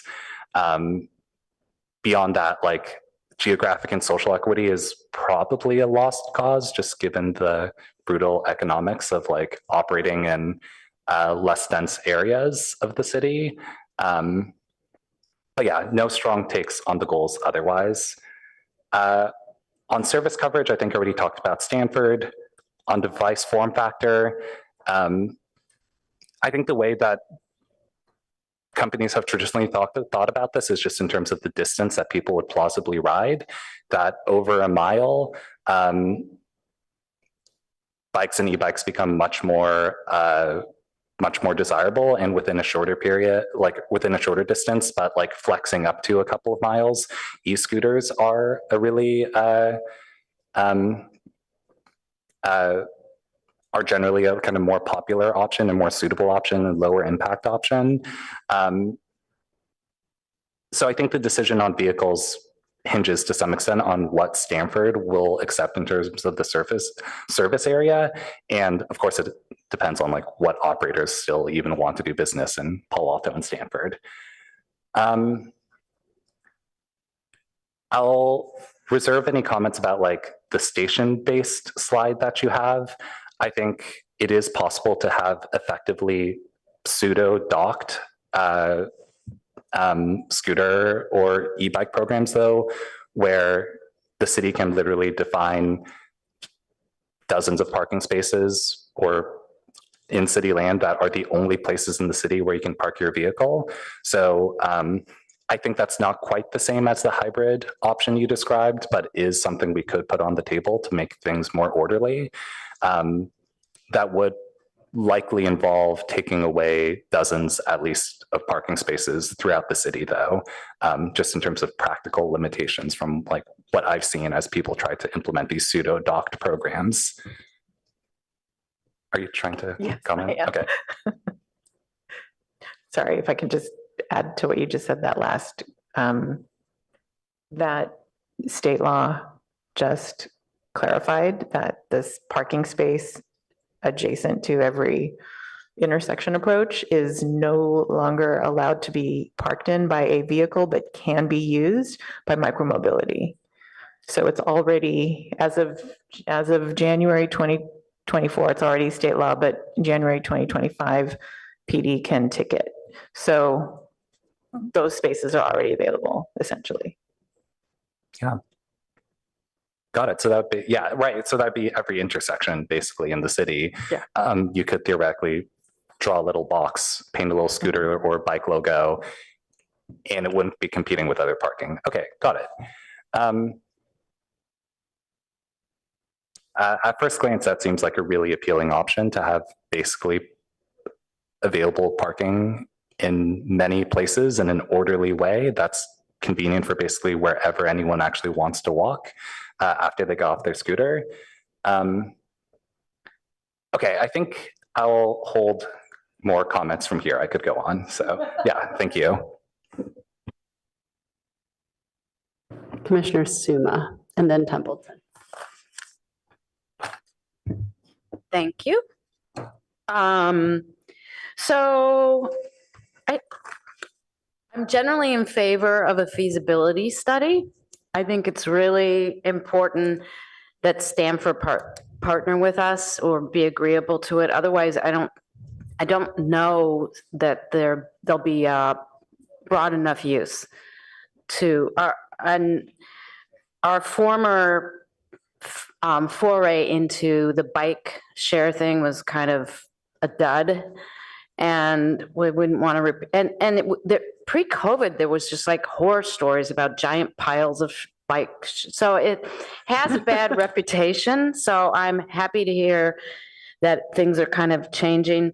I also think maybe the other big location, the other location I could see that might have big users is the new neighborhood that we will be creating in San Antonio near 101, because we're going to have a lot of big buildings there. And I don't know if schools would use these. but no, okay. No, Doria, says Sylvia.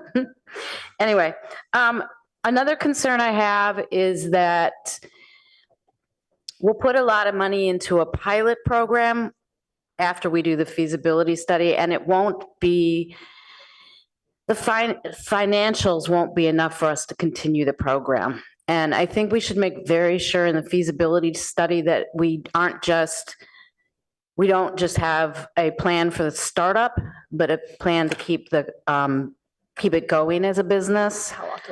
Yes. That's really important to me. The safety is really important to me. Being almost run down by an e-scooter every day, practically. I wish that there was a way to make e-scooters, when they're in the street, follow the rules of the road. I'm assuming they have to follow like bikes do. And it's pretty wild in certain areas.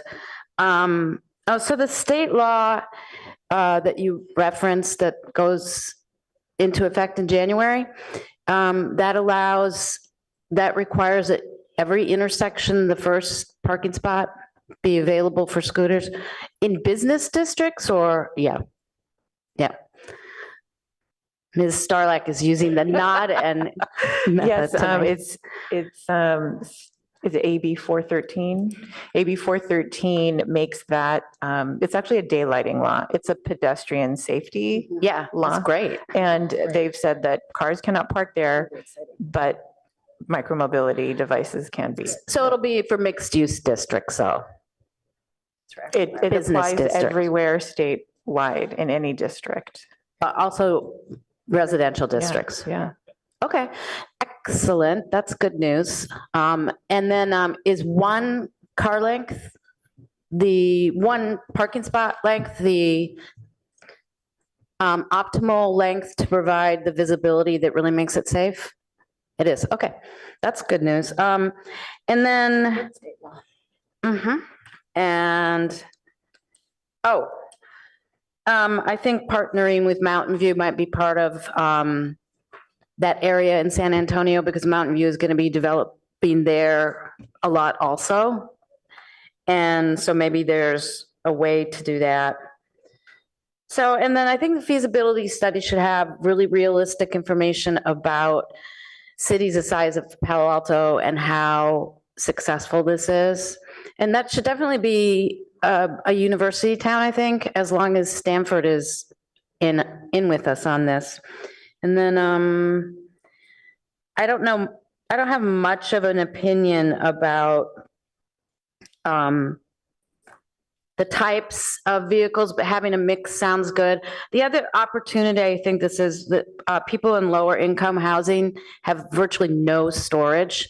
So I can see it being really handy for people to use cargo bikes because they wouldn't have a place to put them. And that's we should definitely include people in lower income housing in our determining interest and potential users in the city, because I think that would be really good. And that's about it for now.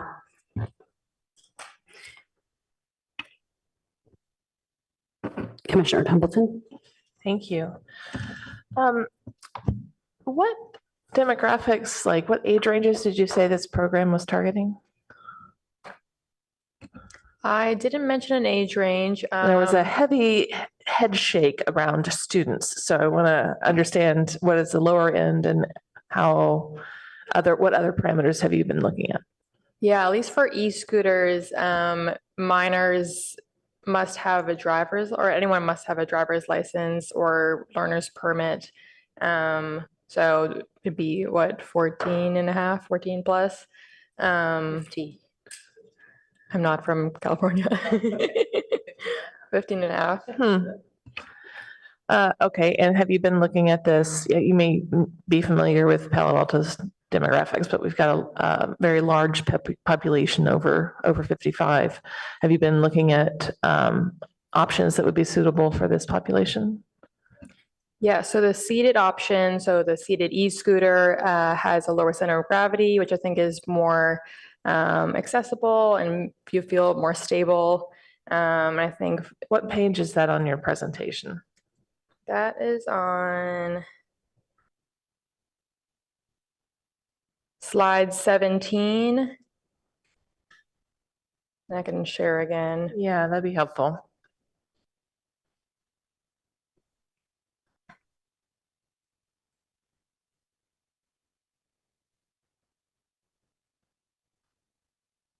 So I think the seated options, and there's other accessibility features, like having a basket that may be more comfortable for older adults. But I won't Which pretend one are that- you referring to? So I don't know if any of these photos have baskets, but the seated e-scooters on the top right that have the seat, that one has the basket, the VO option, may be more comfortable for people with disabilities and older adults, but I won't. But it's still two-wheeled. Right. So it may not be for everyone. Well, you did come for feedback, so that's my feedback is that we have a very large elderly population, and aged, probably not even elderly is not the right word, but people who want to get around, and they want to get around without the trouble of trying to find somewhere to put their car, right? They'd be interested in this. But what I've heard talking to them is we don't necessarily want these two-wheeled options. We want other options that are more stable. I know they take up more space, and maybe we don't have a lot of vendors that would offer that, but just throwing that out there is something to consider, because you don't want to fall and break anything. And in my experience riding on an e-scooter, that was a risk. It is not the most stable way to get around. So yeah, I would throw that out there. And then in another country, and so I don't know whether this was allowed or not, we had some preteens that were riding these things. I don't know if they were allowed to or not, but that's something to consider, is whether they're allowed to or not, are they going to be able to use these? And that's probably something to do with all the control mechanisms that Mr. Commissioner Liu was talking about. And it was nice to see you in your element, by the way. But that's something to think about as well, as if you're not intending for young people to use these vehicles, then you might not plan for the inevitable joyride that may occur. So those are my initial thoughts. Thanks. I guess I'll go before we go for a second round. So as I was thinking about this, I really think about this as a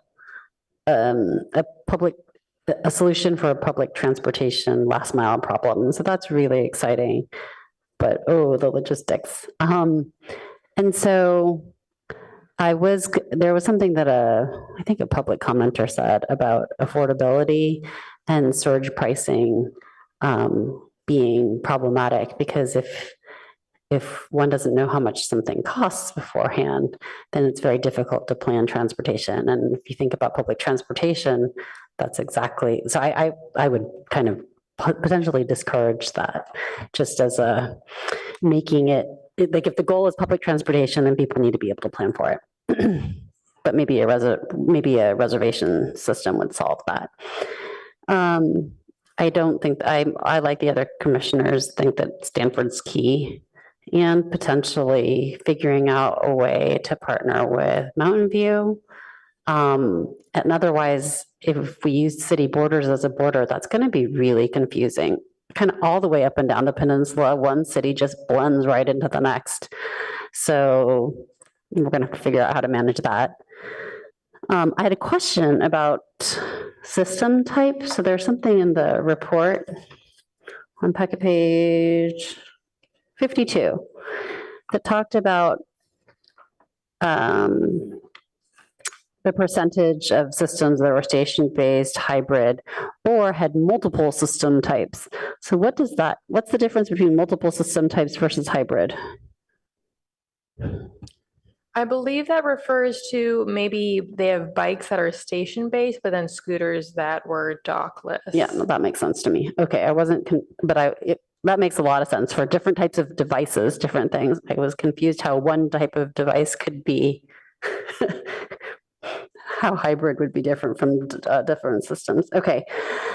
And then in terms of the devices, I think there's been a lot of concern. Like when we were doing, maybe it was the bike ped plan and gathering public feedback, and I was reading some of other people's comments, I saw a lot of concerns about e-bikes and e-bike safety, not just of the e-bike rider, but the safety of everybody surrounding them.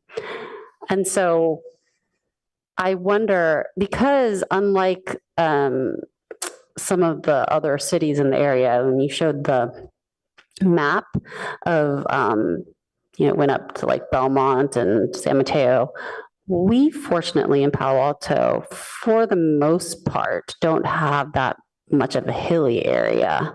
And so maybe, I mean, I understand that e-bikes and e-scooters are so much easier to use if you're going more than a mile. But I kind of wonder, given what I've heard, I just hear complaints about e-bikes and e-bikes and e-bikes, that maybe we start not with e-bikes. So that's just my 2 cents there.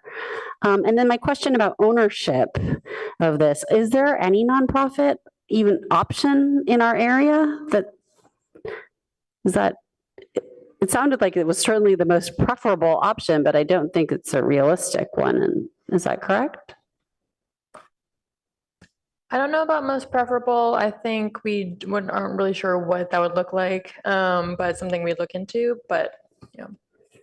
Okay. Those are my comments. So on to round 2 then of commissioner comments. We've got Rectal, and then I think Commissioner Liu too. Yes.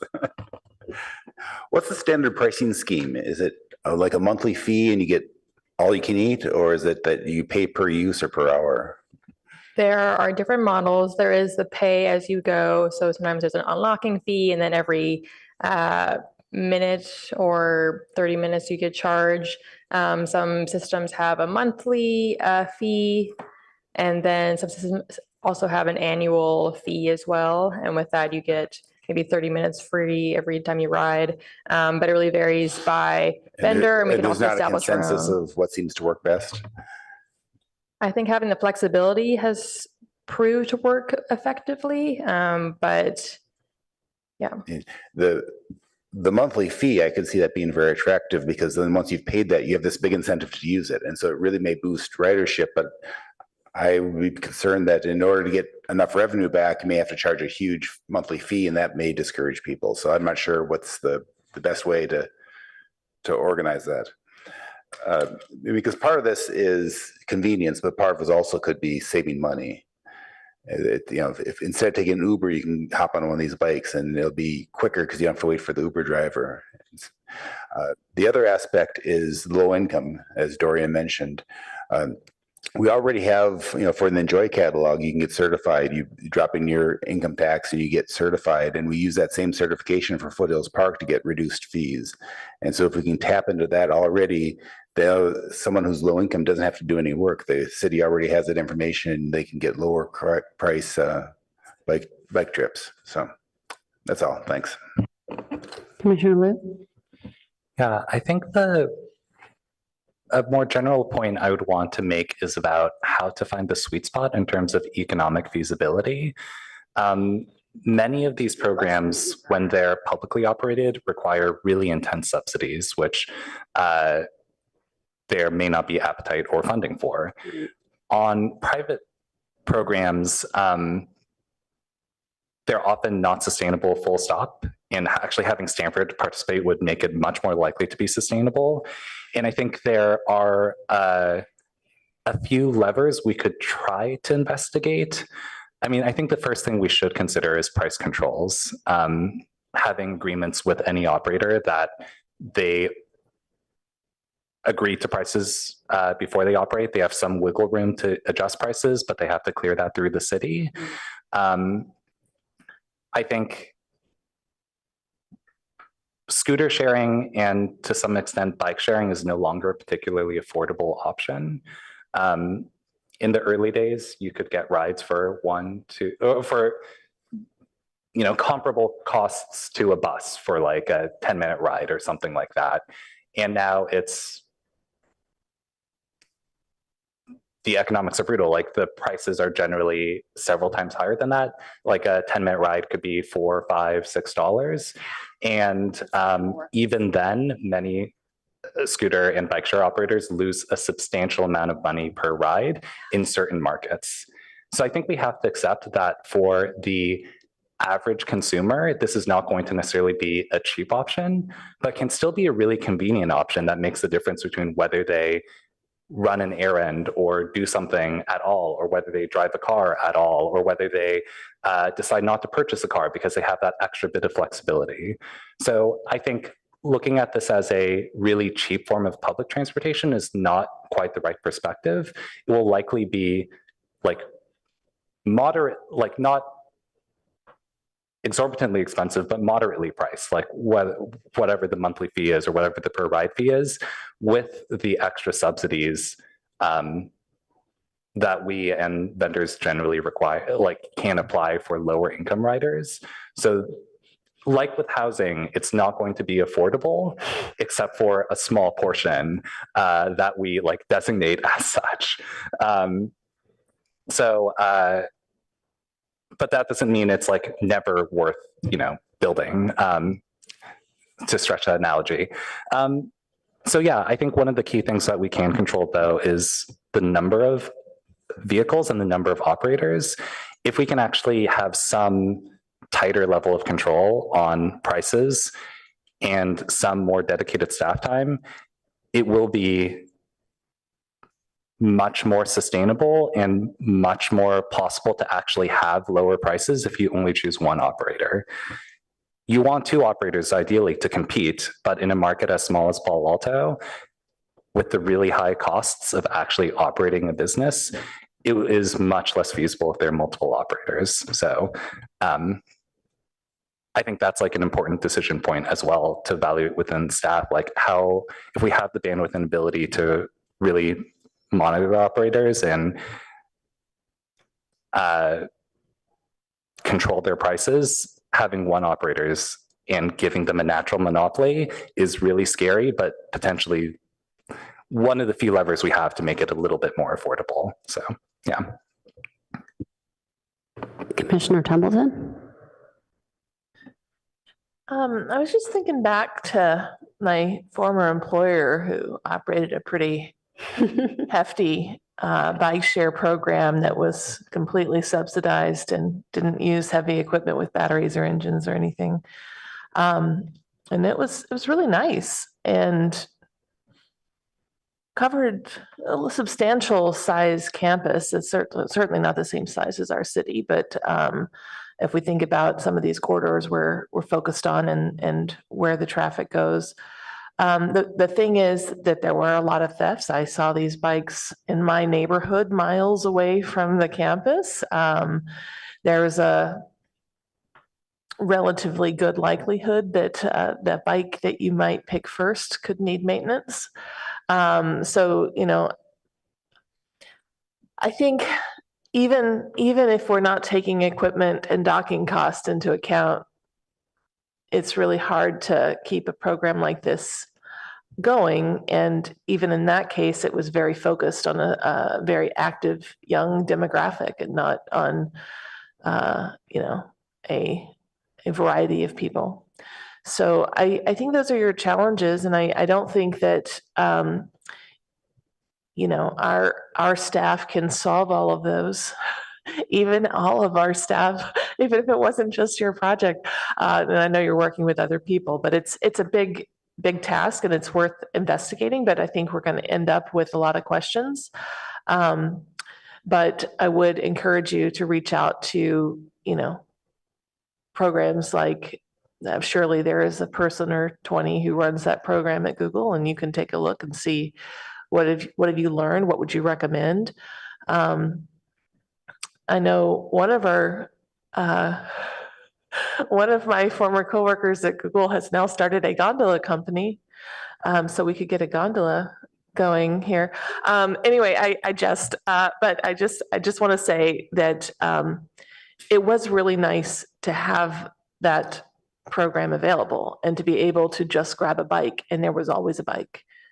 I never had to walk, more than 1 or 2 buildings over to get the bike, and there was a nice bike lane and we could go safely, and there's a box of helmets. Like it was a really nice, safe place to do that. And I love the vision that we're talking about, but you got a big challenge ahead of you. Thanks. Commissioner Suma. Well, I was just going to say that based on my last 2 colleagues' comments, it's sounding less feasible. And it's very disappointing to hear Commissioner Liu say, who was in the industry, that like housing, this won't be able to provide affordability. So that's pretty sobering. And to Commissioner Templeton's point, I think things like this work better in a corporate structure than in a city structure. And the last thing I'll say, because so many things have been mentioned already, is that I also really worry about the staff time with this, because our staff is, especially transportation and planning, I think, are the departments that are really, really always overworked and understaffed. So I'm really worried that this, under any of the 3 scenarios, that this would become a huge project for staff to manage. So thank you. Okay, I have one. I see that Commissioner Liu has a light on, but I do have a couple thoughts. Did you want to? Oh, just very quick thought. I was going to chime in that like affordability is relative, right? Like several dollars for a bike ride or a scooter ride across town can still be cheaper than the equivalent Uber option. I'm just saying it's not like the really exciting time when things were actually at the price or even cheaper than a bike ride anymore. Like we're not going back to that reality when it was really affordable for everyone. Okay, so that was going to be part of my comment, which is I think that staff should look at, as part of the feasibility study, it sounds like the economics of this as well as, and kind of staffing goes with economics. It's going to be a huge part of this. And that using kind of an Uber ride or rideshare service as a threshold, right? Because if it's any more expensive than that, then it's not going to work. And so I think that's a good threshold. Also, when we think about subsidizing, where would we want to subsidize versus not subsidize? So for example, the home key area, that might make a lot of sense to subsidize. And then how much is it worth it to the city to do that? And then finally, there was a comment early on about making sure that this would be sustainable beyond, like as we make plans for a pilot program, understanding kind of what the thresholds would be for it to be sustainable beyond the pilot program. Because if we know that like we're never going to reach that threshold, then again, we might not want to do the pilot program.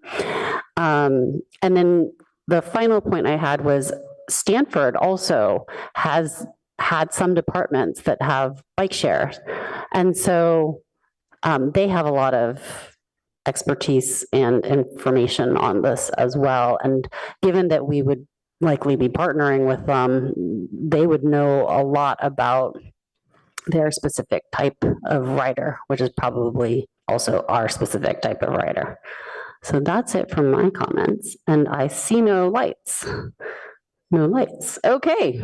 So staff, did you get enough from us on this? Wonderful. Okay, so we're going to close out this item.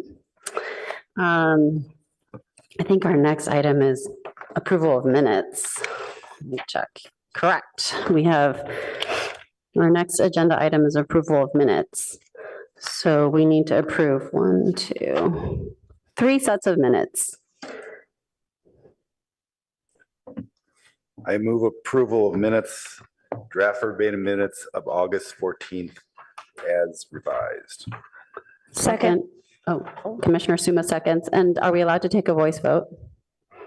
All in favor? Aye. Aye.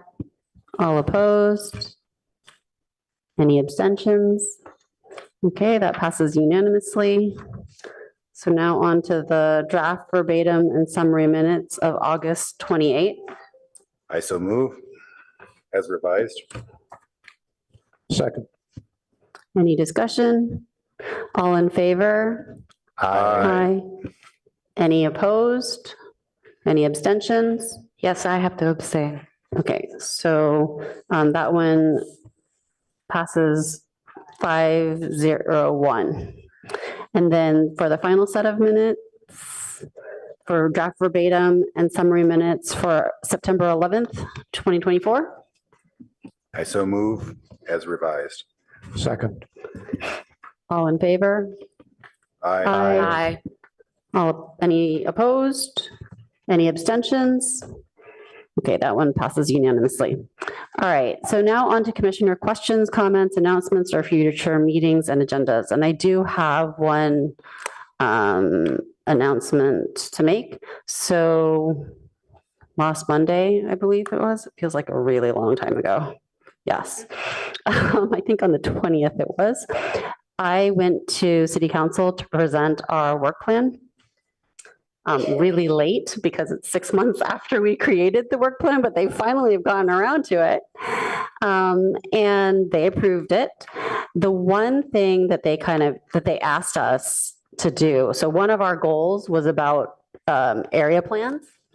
And the one piece of feedback from a couple of the council members was that we should look at what worked and didn't work for past planning efforts, like the NVCAP or SOFA. Those were the two examples that were mentioned, and try and learn from those so that we can do what's effective versus what doesn't work as well.